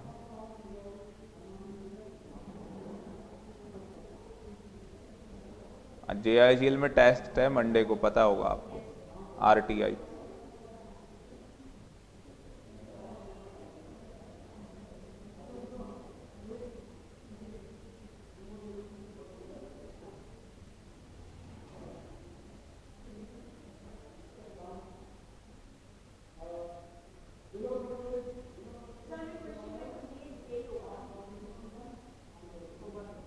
हाँ सही बात है।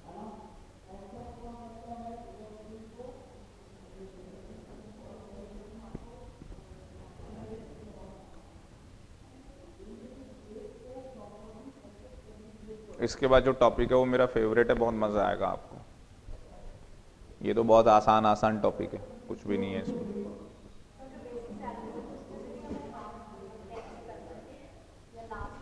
बेसिक सैलरी में क्या करना है,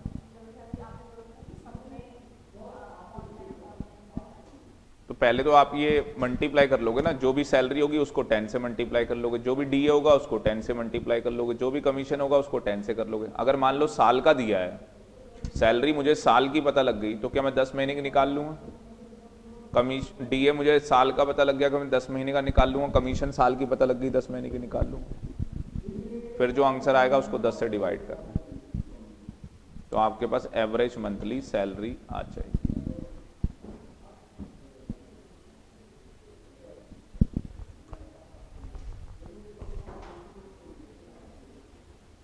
तो आज सबको ना कसम खानी क्लास खत्म होने पे, ठीक है, कि सर हम पूरी वो कहें जैसे वो प्रधानमंत्री और सीएम कसम खाते बनने के बाद, तो आपको भी कसम खा लेनी भाई, कसम खानी पड़ेगी, और डेली भगवान से भी बोलना पड़ेगा अगर मानते हो तो, कि मैं अपने काम के लिए तो भाई बिल्कुल मतलब सब कुछ छोड़ छाड़ के ये काम मुझे पहले करना है, बस कहानी है। डेली सर जो पढ़ाएंगे पढ़ना ही पढ़ना है भाई, चाहे कुछ हो जाए, ठीक है जी। बाकी ये मैंने तो ये एग्जाम्पल भी दिया हुआ है यहाँ पे, वो तो नोट्स के लिए आपको थोड़ा सा बता देता हूँ। इसे मैंने जीएसटी की बुक निकाली थी 2017 में, जब जीएसटी आया ही था 1 जुलाई को, और बहुत जल्दी बुक निकाल दी थी क्योंकि मैं पहले से तैयारी में था उसकी, और इतनी बुक सेल हुई राजस्थान तक, मतलब ऑर्डर आते थे अलवर, पता नहीं कहाँ से सर आपकी किताब चाहिए। दूसरी बुक मैंने आज तक नहीं निकाली पब्लिकली, मतलब बेचने के लिए। क्यों? क्योंकि बहुत अपडेशंस आने लग गई थी, बहुत ज्यादा अपडेशंस। जब तक मैं अपडेशन करता पेपर आ जाते, तो इसलिए मैंने क्या किया, जो क्लास में बच्चे पढ़ते थे उनको तो मैंने क्या किया, बुक देके मैंने वो कटवा के मार्क किया। तो ये क्या है, मैंने अब ये सोचा कि यार आपको क्या कटवा के मार्क करना है, मैं थोड़ा सा टाइम ले लेता हूं जब तक मीनवाइल। तो मैंने ये सोचा इस बार, जो भी पास्ट में हम चीजें देखते हैं उससे हम कुछ सीखते, तो मैंने ये सोचा यार क्यों बच्चों को कटवाना, मैं ही खुद इनकॉर्पोरेट कर देता हूं सारी चीजें। और कितनी सेल होती थी बुक की, क्योंकि बुक ही इतनी अच्छी थी। अभी पड़ी हुई है मेरे पास, पर वो मेहनत बहुत ज़्यादा लगी थी उसमें, मेहनत पहले से ही चल रही थी, जीएसटी आने से पहले ही मेहनत चल रही थी, पता था कि ये सारा ये हो रहा है। तो ये यहाँ पे एग्जाम्पल घर के लिए दिया हुआ, आप जाके इन नोट्स को पढ़ सकते हैं, आपको खुद पता लग जाएगा, बहुत सारी बातें इसके अंदर लिखी। अब ये वाला लिख लो, ये वाला बना लो, ऊपर हेडिंग दिया डाल लोगे calculation of unavailed leave. Good, जोश में आ गए, ऐसे जोश रखो अपने अंदर।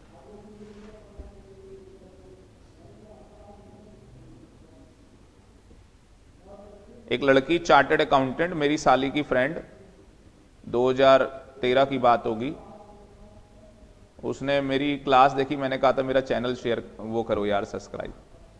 वो सीए थी, मतलब कि वो सीए बन चुकी थी, 6 साल हो चुके थे उसे, जॉब कर रही थी वो, आज तो मैरिड है, उसका भी एक बेबी है। 2013 की बात बता रहा हूँ आपको। उसने मेरे नोट्स गरिमा मांगे थे कि राजेश मेरे को ना नोट्स वो करना, सर्विस टैक्स के बड़े बढ़िया नोट्स हैं यार। एक लेक्चर देखा था, मेरे को बोला सर्विस टैक्स के नोट्स मेरे को वो करना। तो उसमें मेहनत लगती है, आपको कॉपी पेस्ट करना हो तो वो कहानी अलग है। आप तो लक्ष्मी नगर में ही आ रहे हो ना पढ़ने, आप मेरी किताब के नोट्स देखना, आप किसी से कंपेयर कर लेना खड़े होके, कहीं आपको कॉपी पेस्ट नजर ही नहीं आएगा, तो मैं खुद मेहनत करके बनाए ना, मुझे पता है ये कहानी। ये बनाओ जल्दी से, ऊपर हेडिंग क्या डालोगे, calculation of unavailed leave, calculation of unavailed leave.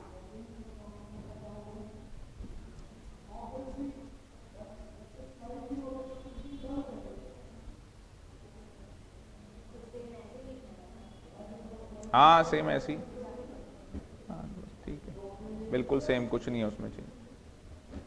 Which ever is lower आपको ध्यान रखना है, दोनों में से जो लोअर होगा।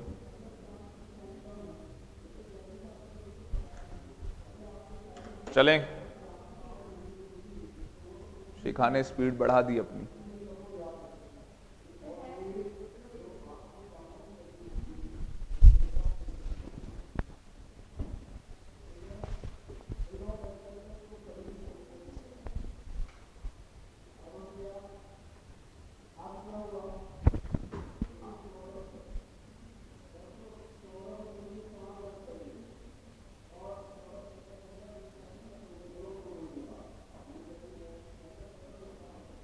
ये आ गया जी क्वेश्चन, ठीक है। अब ये क्वेश्चन भी लिखना पड़ेगा, पर पूरा नहीं लिखना पड़ेगा, जितना मैं बोलूंगा उतना उतना लिखना है, ठीक है। चलो, जो जो बोलूंगा बस उतना उतना लिखना है। सुनो, सबसे पहले लिखो क्वेश्चन के अंदर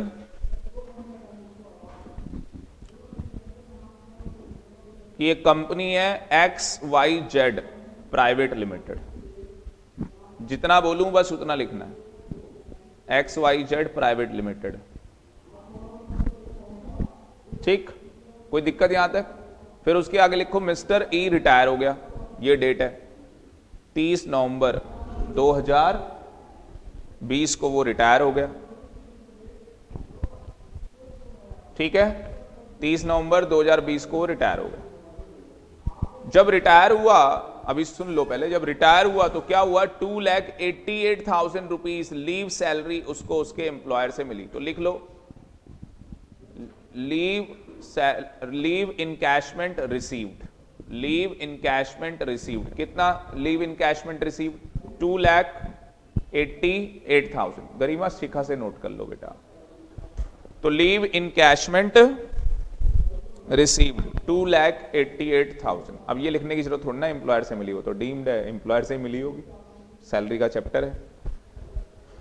अब देखो जो इंफॉर्मेशन दी है, ठीक है, अब वर्टिकल फॉर्म में लिखना इंफॉर्मेशन जो दी है। सबसे पहले सैलरी दे रखी है at the time of retirement 18,000, लिख लो at the time of retirement salary कितनी, 18। ये जानबूझ के क्वेश्चन लिखवा रहा हूं, पर क्वेश्चन पूरा नहीं लिखवा रहा, एक्सट्रैक्ट लिखवा रहा हूं, समझ गए होंगे एक्सट्रैक्ट का मतलब क्या।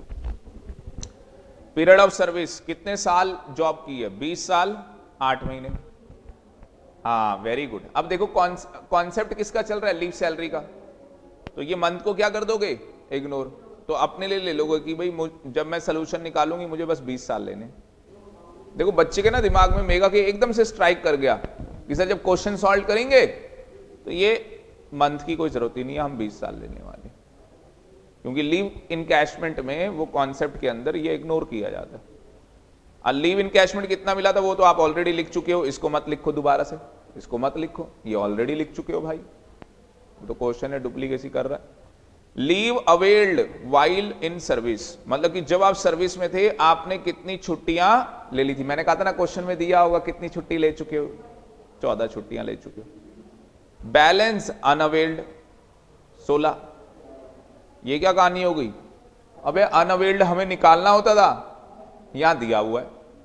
अनअवेल्ड हमें निकालना होता था, यहां गिवन है, बताओ अनअवेल्ड लीव, यहां हमें गिवन लिखा तो है साफ साफ अनअवेल्ड। टोटल कितना रहा होगा? 30, 30 में से 14 ले ली, 16।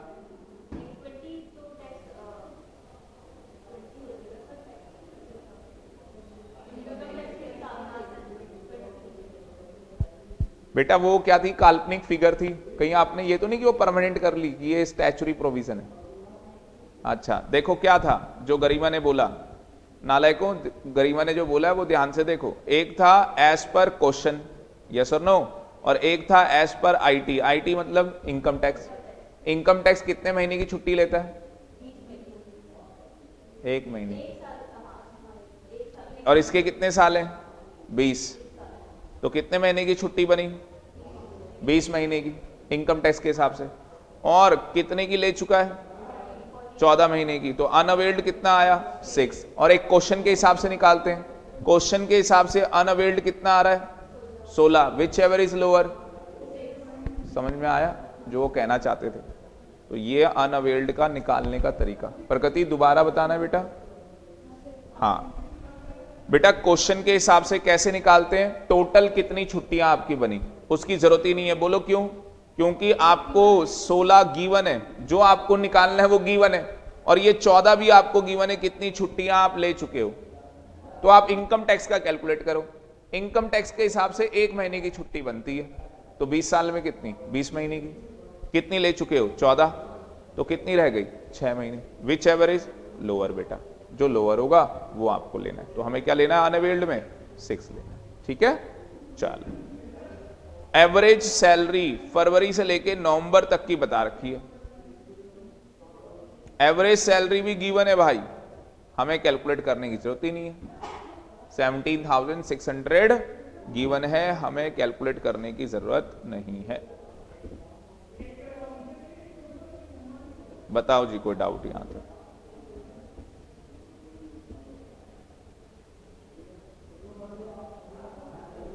Any doubt? कोई डाउट नहीं, आगे चलते हैं फिर। आगे देखो, आगे क्या कह रहा है? लीव इन टाइटल।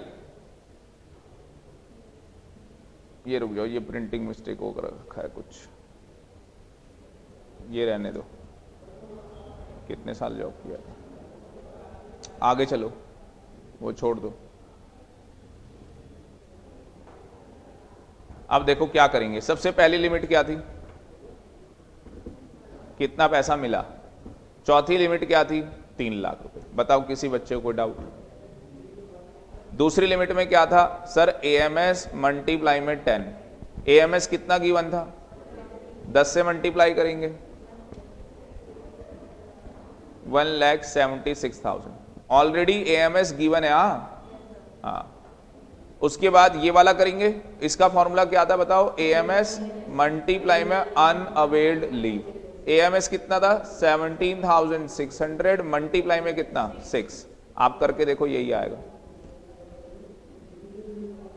वो सही करके देखना जरूरी है, कैलसी में देखो आ रहा है नहीं आ रहा। 1,05,600 रुपए।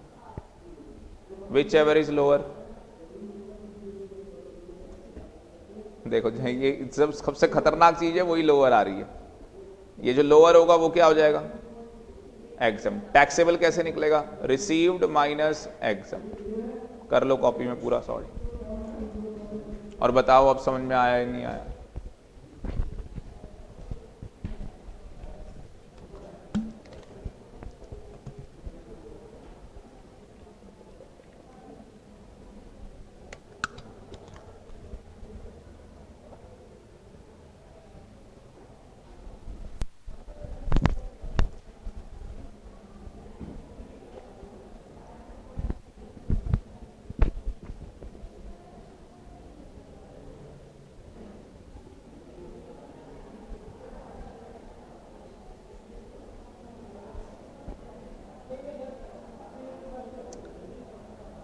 और मेगा एक लड़की थी, उसने पहले पेपर दिए थे तो उसका एग्जीक्यूटिव क्लियर नहीं हुआ था, अभी एग्जाम दिए, एक ग्रुप निकल गया, तो कॉन्फिडेंस आ गया ना बच्चे को, अब दूसरा निकालूंगी।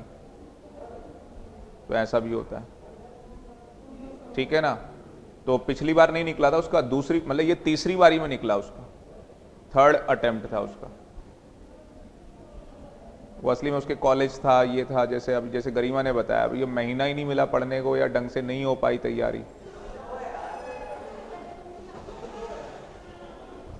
तो इस बार कोई एक्सक्यूज नहीं, ओनली एग्जाम क्लियर, पास, सामने रिजल्ट पास, कहानी खत्म।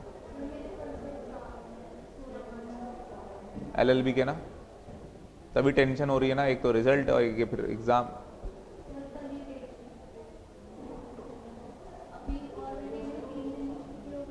हाँ उस दिन तो सही बात है। कोई नहीं, मैं आपके साथ हूं ना, पूरा बैकअप देंगे, बैकअप से भी नहीं होगा आपको अलग से बैठा के बताएंगे क्या दिक्कत है। हम आपके साथ क्या, एक बच्चे के साथ मेहनत करने के लिए तैयार हैं, आप बस आगे हाथ बढ़ा दो, सर मैथ है ही, आप दोनों देने ना, बस लग जाओ। उस सैबी ऐसे पढ़ा दिया, एक नया लड़का आया, वो भाई साहब एलएलबी बस उसका लास्ट ईयर है।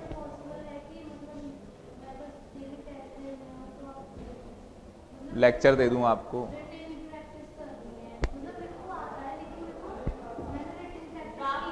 हाँ समझ गया, टेस्ट दे लेना आप।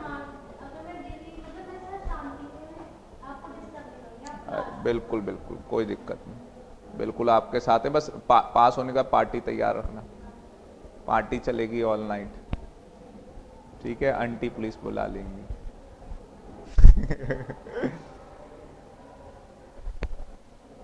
पढ़ाई इंजॉयमेंट के साथ होती है, खुशी के साथ। किसी ने प्रेशर डाल रखा है, पढ़ना है तुझे, तुझे सीएस ही बनना है तुझे, उनका कुछ नहीं होता है। जहां प्रेशर आ जाए कुछ नहीं।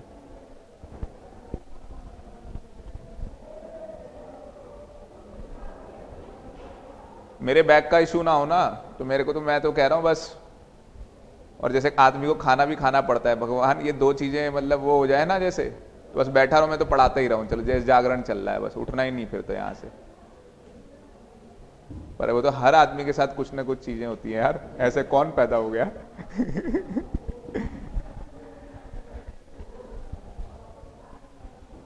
और थोड़ा सा ब्रेक तो हर किसी को चाहिए होता है। पहले तो मैरिज से पहले बेटा ब्रेक भी नहीं लेता था, फिर पता लग गया माइंड भी रिफ्रेश नाम की कोई चीज होती है, ये कहानी है।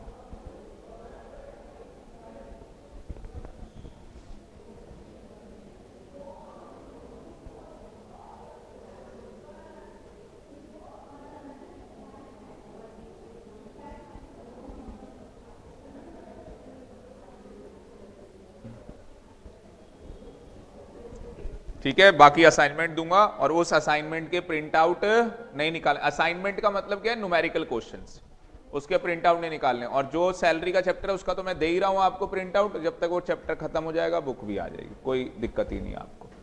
आपने आज छोटी सी प्रॉब्लम बताई, मैंने कहा चलो जी सॉल्व, कहानी खत्म। लेक्चर चाहिए, लेक्चर मिल रहा है भाई, मैं आपके साथ हूं, बस आप गोल्डन हैंडशेक बढ़ा के मेरे साथ आगे काम करें। अगला आ जाओ बेटा, retrenchment compensation, section 10(10)(b), retrenchment compensation 10(10)(b। क्या होता है रिट्रेचमेंट कंपनसेशन? नाम से पता लग रहा है, रिट्रेचमेंट कंपनसेशन। कई बार दंगे फसाद हो जाते हैं कंपनी उम्पनी में, फैक्ट्रियां बंद हो जाती हैं, स्ट्राइक हो जाती हैं, सब हो जाती हैं, कह दिया जी अब नहीं आओगे तुम लोग, ठीक है, तो अमाउंट एक्चुअल कितना उनको पैसा मिला। अच्छा, इसका प्रैक्टिकल आना ही नहीं पेपर में, ये लिख लो प्रैक्टिकल नहीं आना। सर फिर करा क्यों रहे हो और आएगा क्या? बेटा बस ये पूछेगा लिमिट बताओ, सेंट्रल गवर्नमेंट ने जो लिमिट लगा रखी है वो लिमिट क्या है, तो लिमिट कितनी है, 5 लाख। ये 5 लाख लिमिट पता होनी चाहिए, बस क्या पता होना चाहिए, ये 5 लाख रुपए की लिमिट पता होनी चाहिए। फिर भी आपके सर ने क्या किया हुआ है, प्रोविजन बताया हुआ है कि एक्चुअल कितना पैसा मिला, 5 लाख रुपए। और दूसरी वाली देखो क्या है, फॉर्मूला लिख लो, 15/26 मल्टीप्लाई में एवरेज सैलरी लेनी है, पर इस यहां एवरेज सैलरी 3 महीने की लेनी है। और सैलरी में क्या आएगा, बेसिक सैलरी, डीए, टैक्सेबल भाई, पूरा, यहां कुछ नहीं है forming part of retirement benefit, होता तो मैं लिखता ना, टी का मतलब टैक्सेबल, कमीशन टर्नओवर, कमीशन तो टर्नओवर ही लेनी है, और मल्टीप्लाई में क्या करना है उसके बाद, कंप्लीट ईयर ऑफ सर्विस।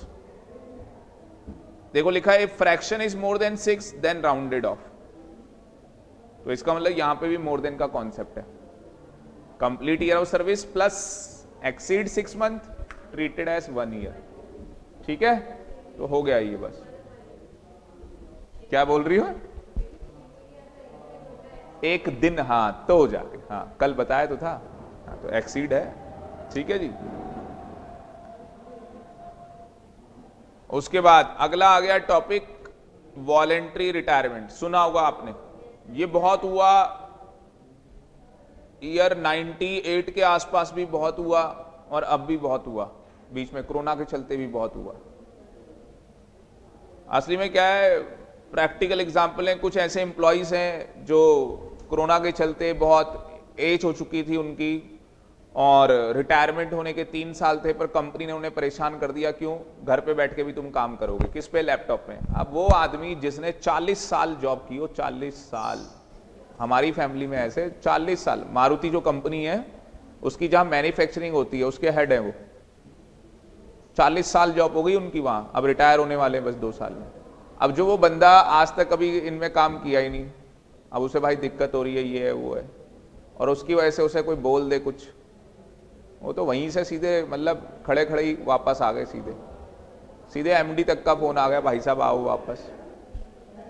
इनकी क्या औकात है, ये जो एम्प्लॉयज आपको बता रहे हैं कल के, 40 साल मायने होते हैं किसी चीज के अंदर, 40 साल आप किसी चीज को देते हैं, बहुत बड़ी बात होती है यार। मेरी एज अभी 40 नहीं हुई है, 2 कम है अभी भी, तो वो कहानी है।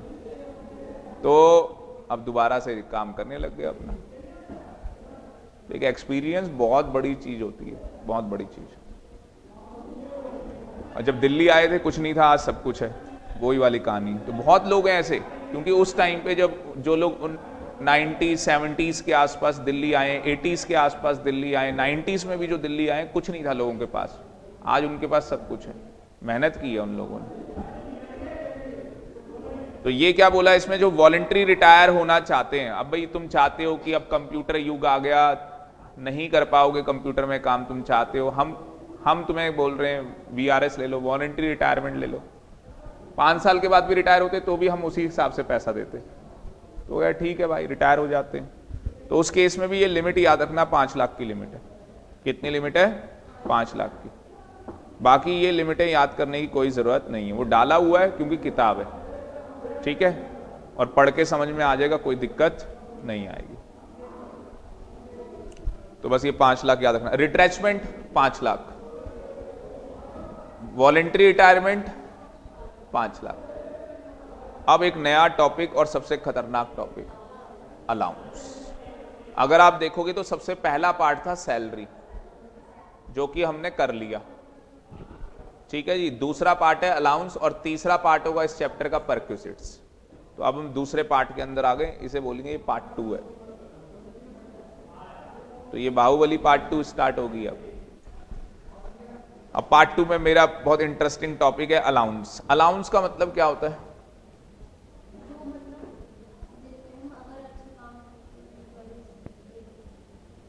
देखो अलाउंस का मतलब क्या है, किसी बच्चे ने ये पढ़ रखा हो ना, आप उससे पूछना भाई अलाउंस का मतलब क्या होता है, पहली बात। दूसरा क्वेश्चन ये पूछना कि भाई ये कैश में मिलता है या काइंड में मिलता है।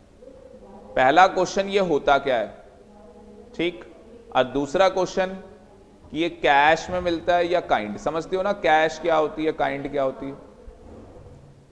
तो दूसरा क्वेश्चन ये बनता है भाई, तो पहले तो ये है क्या वो बताता हूं, और उसके बाद ये कैश में मिलता होगा या काइंड में। ऐसे ही आप तुक्के मारो ना, फट्टे मारो, क्या दिक्कत है, हाँ बोथ, वेरी गुड। कई लोग वो बस कैश में, दोनों है भाई। अब देखो क्या लिखा है, अलाउंस का मतलब क्या है, फिक्स्ड है। क्या फिक्स्ड है, मॉनेटरी अमाउंट, जो भी पेड बाय द एम्प्लॉयर, जो भी एम्प्लॉयर क्या करेगा, पेड करेगा, जो भी एम्प्लॉयर क्या करेगा, पेड करेगा वो आपको मॉनेटरी अमाउंट क्या है, फिक्स है। और वो मॉनेटरी अमाउंट किस में हो सकती है, कैश में भी हो सकती है और काइंड में भी हो सकती है।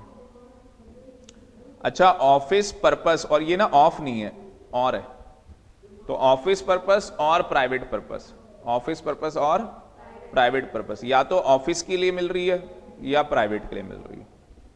अब देखो, सबसे पहले उसने क्या बताया, कहता है कुछ प्रिस्क्राइब्ड नोटिफाइड अलाउंस है, ये आपको नजर आ रहा होगा, ये बॉक्स, और इस बॉक्स में दो एरो नजर आ रहे होंगे, एक एरो डॉटेड जा रहा है कहीं और दूसरे से अटैच हो रहा है, और एक एरो नीचे जा रहा है।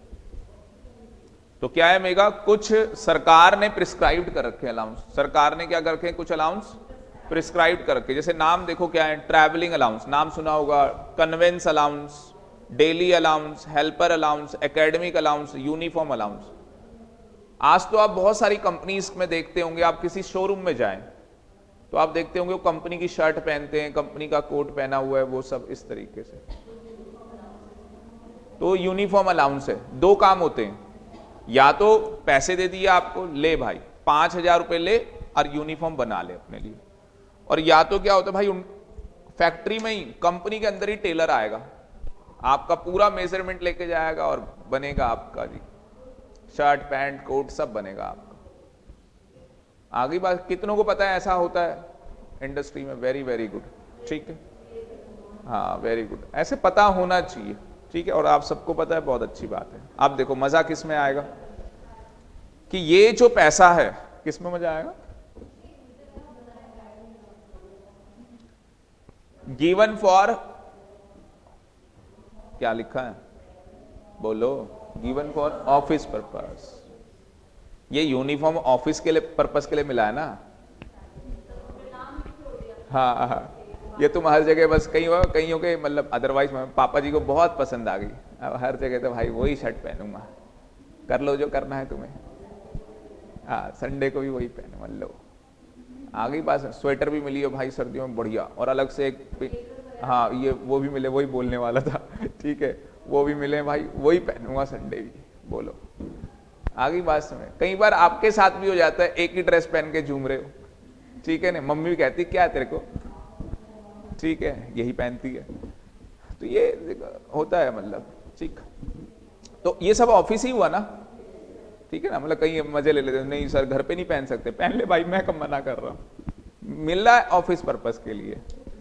अब ये बताओ, ट्रैवलिंग अलाउंस, पहला वर्ड ट्रैवलिंग अलाउंस, दूसरा वर्ड कन्वेंस अलाउंस, और तीसरा वर्ड है बेटा जो यहां नहीं लिखा है, नीचे लिखा हुआ है ट्रांसपोर्ट अलाउंस। तीनों में डिफरेंस क्या होता है?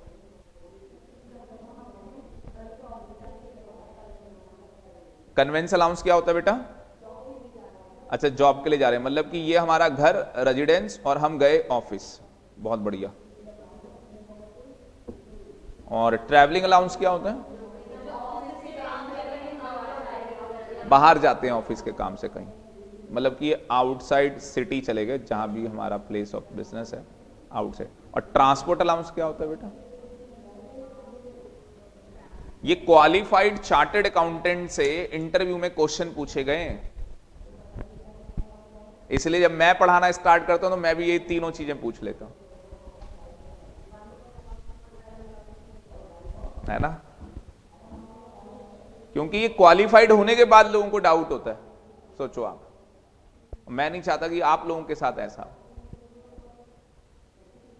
मैं जिसके पेपर पास है उससे पूछ लो, उसको तो कंफ्यूज, आपको पेपर तो पास हो गया, इसका कंफ्यूज कैसे है?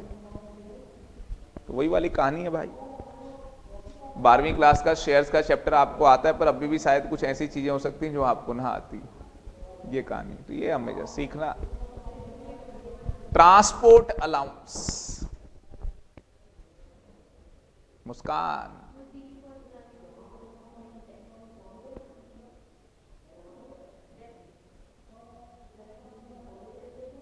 हाँ भाई आर्यंश कुछ बताना चाहिए, किसके लिए होता है? आज कान खोल के सुन लो और लिख लो। सबसे पहला ट्रैवलिंग अलाउंस क्या होता है? जो हमारा प्लेस ऑफ बिजनेस है, क्या है? Place of business outside the city, outside the city, जो आप लोगों ने बोला था बिल्कुल सही, आउटसाइड द सिटी आपको क्या किया जा रहा है, भेजा जा रहा है। दिल्ली में आपकी कंपनी, आपको चेन्नई भेज दिया, भाई जा कुछ काम है 2 दिन का करके आ। क्या मुझे बताओ ट्रैवलिंग अलाउंस वो देंगे या नहीं देंगे? फ्लाइट हो चाहे रेल हो बस हो कुछ भी हो वही बुक करवाएंगे। मेरी वाइफ गई थी मैरिज के बाद, कहाँ, हिमाचल ऑडिट में, ऑडिटर है ना वो इंटरनल, वही कंपनी में, जर्मन बेस्ड कंपनी है, नोएडा में ही ऑफिस है आपके। तो अब न्यूली मैरिड तो, और उनके जो सर हैं चार्टर्ड अकाउंटेंट वो भी बहुत पुराने हैं, मतलब दरियागंज के आपके, वो भी मुझे जानते थे, तो मैं भी गया साथ में। तो मेरे क्या पैसे लगे थे, मेरे, मैं भी फ्री में गया था। बोले क्या है वो, उन्होंने दिखा दी ना, ये एम्प्लॉय खर्चा दिखा देते हैं, पर्सनल सेटिंग हो जाती है। और रूम वहां कोई 2 थोड़ी ना लेंगे, हमने तो एक ही रूम लिया था, और जिनकी ऑडिट थी वो होटल ही थे। तो हिमाचल गए थे, अब साथ में ट्रेनी भी थे, पर ट्रेनी कितने थे, 2 ही ट्रेनी थे, ठीक है ना। और बड़ा मजा आता है ऑडिट में, उनको पता है भाई ये आ गए अब, और शाम को जल्दी काम खत्म हो तो इसलिए फोन आ जाता है, शाम को लंच के बाद ही फोन आ जाता है कि सर आपकी ना मूवी टिकट बुक है, हस्बैंड वाइफ दोनों मूवी टिकट बुक है, आप जा सकते हो। तो उनको ही पता मूवी टिकट बुक करवा रखी है भाई, तो ये पहले चले जाएं, 2 घंटा पहले ज्यादा अच्छा है, हमारा ऑडिट का काम आराम से हो, ढंग से हो, कोई दिक्कत हो तो कोऑपरेट करते हैं, मतलब अच्छा खासा, तो अच्छा रहता है। और सारा काम कौन सा, मतलब वही वाली बात है, जो बॉस बन के जाता है वो तो कुछ काम करता ही नहीं, जो 2 ट्रेनिंग गए उनसे सारा काम कराए, सुबह दे दिया उनको काम, कहानी खत्म। क्योंकि बताना उन्होंने सब कुछ कि भाई ये काम हुआ है आज, ये ग्राउंड रियलिटी बता रहा हूं, ये सब कहानियां चलती हैं, ठीक है ना। तो ट्रैवलिंग अलाउंस सबको समझ में आ गया होगा, जो हमारा प्लेस ऑफ बिजनेस है वहां से आउटसाइड द सिटी हमें भेजा जा रहा है। कन्वेंस अलाउंस जो कि आपने गलत बताया था, इसलिए मैं पहले ट्रांसपोर्ट अलाउंस बताऊंगा कि ट्रांसपोर्ट अलाउंस क्या होता है, और सुन के आपको दुख होगा थोड़ा सा, ऐसा टैक्सेशन दुख होगा, मतलब जो आपने बताया वो तो छोड़ो। कहता है ट्रांसपोर्ट अलाउंस का मतलब है कि आपका घर, और घर से कहां जा रहे हो, ऑफिस। अगर आप घर से ऑफिस जा रहे हो और ऑफिस से कहां आ रहे हो, घर आ रहे हो, अब इसमें 2 ही चीजें होती हैं, या तो कंपनी की कैब जाती है, एक पॉइंट बताया होता है, इस पॉइंट पे आपको लेने आ जाएगी, और ये टाइमिंग है जी, इस टाइम पे चलती है। जैसे मेरा भाई एयरटेल में है, तो गुड़गांव में रहता है, तो उसको बता रखा है यहां आती है, टाइमिंग बता रखे। अच्छा उनकी यह कंपनी पास ही है, एयरटेल का ऑफिस पास ही है वहां पे, तो उनकी सर्विस चलती रहती है, हर मतलब आधे घंटे में कुछ सर्विस है, और 3-4 गाड़ियां कंपनी की लगी हुई हैं। तो घर से ऑफिस, ऑफिस से घर, 2 ही बातें होती हैं, या तो कैब फैसिलिटी मिल रही है या तो आपको पैसा मिल रहा है। देखो वही बोला था ना मैंने, या तो काइंड होगा या कैश होगा। भाई अब कंपनी की गाड़ी है, आ जाती है लेने, तो काइंड है, कैश मिल रहा है तो रोकड़ा मिल गया। इतना समझ में आया? अब आपके दिमाग में ये खटक रहा होगा, ये कन्वेंस क्या होता है फिर। आप दिल्ली में, सुनो, हाँ अब उनको थोड़ा क्लिक कर गया, दिल्ली के अंदर एक सीपी, कनॉट प्लेस, केपीएमजी, इस कंपनी में आप काम करते हो, ठीक है, इस कंपनी के अंदर आप काम कर रहे हो। अब दिल्ली के ही अंदर आपको एमसीए के ऑफिस जाना पड़ा, आरओसी जाना पड़ा, या किसी भी गवर्नमेंट डिपार्टमेंट या कहीं पे भी आपको जाना पड़ा, ठीक है ना, with in the city. Convince allowance का मतलब है with in the city for the performance of duty. आप कंपनी के काम, ऑफिशियल पर्पस के काम से कहीं पे भी जा रहे हो, किसी भी ऑफिस में जा रहे हो, उसके लिए जो पैसा दिया जाएगा वो कन्वेंस अलाउंस है। देखा जाए तो फर्क थोड़ा सा ही है, हम समझ नहीं पाते चीजों को। जो ट्रैवलिंग वाला बताया था वो भी ऑफिस का काम है, कन्वेंस भी ऑफिस का काम है, बस वो आउटसाइड द सिटी है या विद इन द सिटी है। और ट्रांसपोर्ट वाले में क्या हो रहा है, बस ये जो लड़की इंटरव्यू देने गई थी ना, वो ऐसी। अब हमारा क्या होता है, जब देखो आप आगे लाइफ आएगी तो उसमें क्या होगा, आप जो आपका फ्रेंड सर्कल होगा ऐसी किसी से मिलोगे तो वो बताएंगे, अरे भाई इंटरव्यू देने गया था ना, ये क्वेश्चन पूछा मेरे से राजेश, कह रहा है यार उसके बाद दूसरा क्वेश्चन पूछा ही नहीं, टैक्स का दूसरा क्वेश्चन ही नहीं पूछा, मतलब ये पूछा उसको पता लगे टैक्स में कितने पानी में, और 2-4 चीजें और पूछने के बाद भगा दिया, अब दोबारा कॉल नहीं आई। मैं गलत बता के आएगा, कॉल कौन करेगा तुझे। और हम लोग क्या करते हैं, आपने देखा होगा कुछ लोग जो होते हैं वो जॉब इंटरव्यू के लिए तैयारी करते हैं। हमारे उसमें प्रोफेशन में क्या है, अबे हमें क्या तैयारी करनी है, सीए सीएस तो है ही, हम तैयारी क्या करनी है। अब ये नहीं पता जो वहां पैनल में बैठे वहां पे भी एक सीए सीएस बैठा होता है और जिसके पास एक्सपीरियंस भी होता है। ये नहीं कि आपकी तरह वो नया मुर्गा या नई मुर्गी आके बैठी हुई है, चलो जी हमें भी कुछ नहीं आता, इसे भी कुछ नहीं आता है अभी, बड़ा और वो उसकी आदत होती है। आप समझ गए ना, आप भी कल 5 साल का एक्सपीरियंस ले तो आपको भी क्या है, लेग पुलिंग करनी में टांग खींचो इसके लिए, तो बड़ा ज्यादा मतलब ये। अब जैसे क्या आप कोई क्वेश्चन पूछते जाएंगे, आप जवाब बताते जाओगे तो एक क्वेश्चन वो पैनल से पूछ लेगा कि अब मैं पूछता हूँ इससे, बताता हूँ इसको। अभी तक तो एचआर डिपार्टमेंट ये मतलब चिंदी चोर लोग पूछ रहे थे, अब एक प्रोफेशनल आदमी पूछेगा, आप देखते हैं इसको पता है या नहीं। तो बाल की खाल और खाल की भी खाल निकाल देंगे वहां, ठीक है। टीडीएस के बहुत क्वेश्चन पूछे किसी से, तो भाई ये चीजें पता होनी चाहिए क्या कहानी है, आज के बाद याद रहेगा। अब मैंने कहा था एज अ टैक्स जो आपको हंसी आने वाली है, देखो क्या हंसी आने वाली है। ये जो ट्रांसपोर्ट अलाउंस है ना, ट्रांसपोर्ट अलाउंस का पैसा, अगर कोई बंदा क्या है हैंडीकैप है, तो उसके लिए बोला गया है कि भाई तेरा जो पैसा है 3, अच्छा ये देखो लिखा भी है सब, हाँ यहाँ पे 3,200 रुपए पर मंथ तेरा ये पैसा क्या कर देंगे, एग्जम्प्ट करेंगे। मैक्सिमम लिमिट बना रखी है 3,200 रुपए पर मंथ, मल्टीप्लाई में 12 कर लो, कितना आ रहा है पर मंथ, मल्टीप्लाई में 38,400। मेगा ये बेटा रट के जानी है लिमिट, आपको जो नोट्स अभी मैं दे दूंगा तो उसमें लिख लेना है कि पूरे साल का 38,400 बनता है। पता है क्या हुआ है, एग्जाम में क्वेश्चन आ जाता है ट्रांसपोर्ट अलाउंस। अब क्वेश्चन में कंफ्यूज कर, बीच में लिखा होगा हैंडीकैप बंदा है, सीधे आंसर बनेगा 38,400। अब क्वेश्चन में क्या होता है, लिखा हुआ नहीं आता कि वो हैंडीकैप है या नहीं है, इसका मतलब वो एनी अदर एम्प्लॉई है। और अगर एनी अदर एम्प्लॉई है, जितना पैसा मिल रहा है ना सारा टैक्सेबल, देखो अब हंसी आई, सारा टैक्सेबल है, कुछ भी एग्जम्प्ट नहीं है बेचारे के लिए। पहले हुआ करता था, पहले हम लोग क्या करते थे, देखो टैक्स में कहां से कहानी स्टार्ट हुई, ये कहानी स्टार्ट हुई थी बहुत पहले, जब मैंने भी पढ़ना स्टार्ट नहीं, तब 400 रुपए से कहानी स्टार्ट हुई थी कि जो लोग काम करते हैं उनको 400 रुपए मैक्सिमम एग्जम्प्ट करते थे पर मंथ। फिर जब हमने पढ़ना स्टार्ट किया 800 रुपए हुआ, और 800 रुपए 10-15 साल रहा, फिर 1600 रुपए किया, और आज निर्मला सीतारमन ने से हटाई दिया, ले अब जितना मिलेगा सारा टैक्स कर देंगे तुम्हें। बोलो क्यों, 115 बीएसई की वजह से। तो अभी बताऊंगा क्या कहानी, अब समझ रहे हो आप, 115 बीएसई इतना आसान नहीं है, उसके लिए कई चीजें पहले से प्री कंडीशन पता होनी चाहिए। अब ये सर ये 115 बीएसई क्या, हमें तो पता ही नहीं है। अरे बताएंगे तेरे को, एक अल्टरनेटिव टैक्सेशन रिजीम है, एक अलग तरीके से आप टैक्स पे कर। मैं कह रहा हूं ना, जिस दिन आप यहां पूरा टैक्स पढ़ के चले जाओगे, आपको एक बार के लिए लगेगा कि सर कितनी नॉलेज ले ली हमने, इस एक महीने में ही आपको पता लग गया वो कितनी बातें मैंने सिखा दी आपको। आ गई बात समझ में। तो भाई अगर वो बंदा हैंडीकैप है तो 38,400 पूरा साल का मैक्सिमम पैसा एग्जम्प्ट है, क्योंकि यहां पे बेटा एक बात लिखी हुई है, और वो बात क्या है कि आपको जो ये पैसा है, यहां पे लिखा है अमाउंट रिसीव्ड और limit which ever is lower है।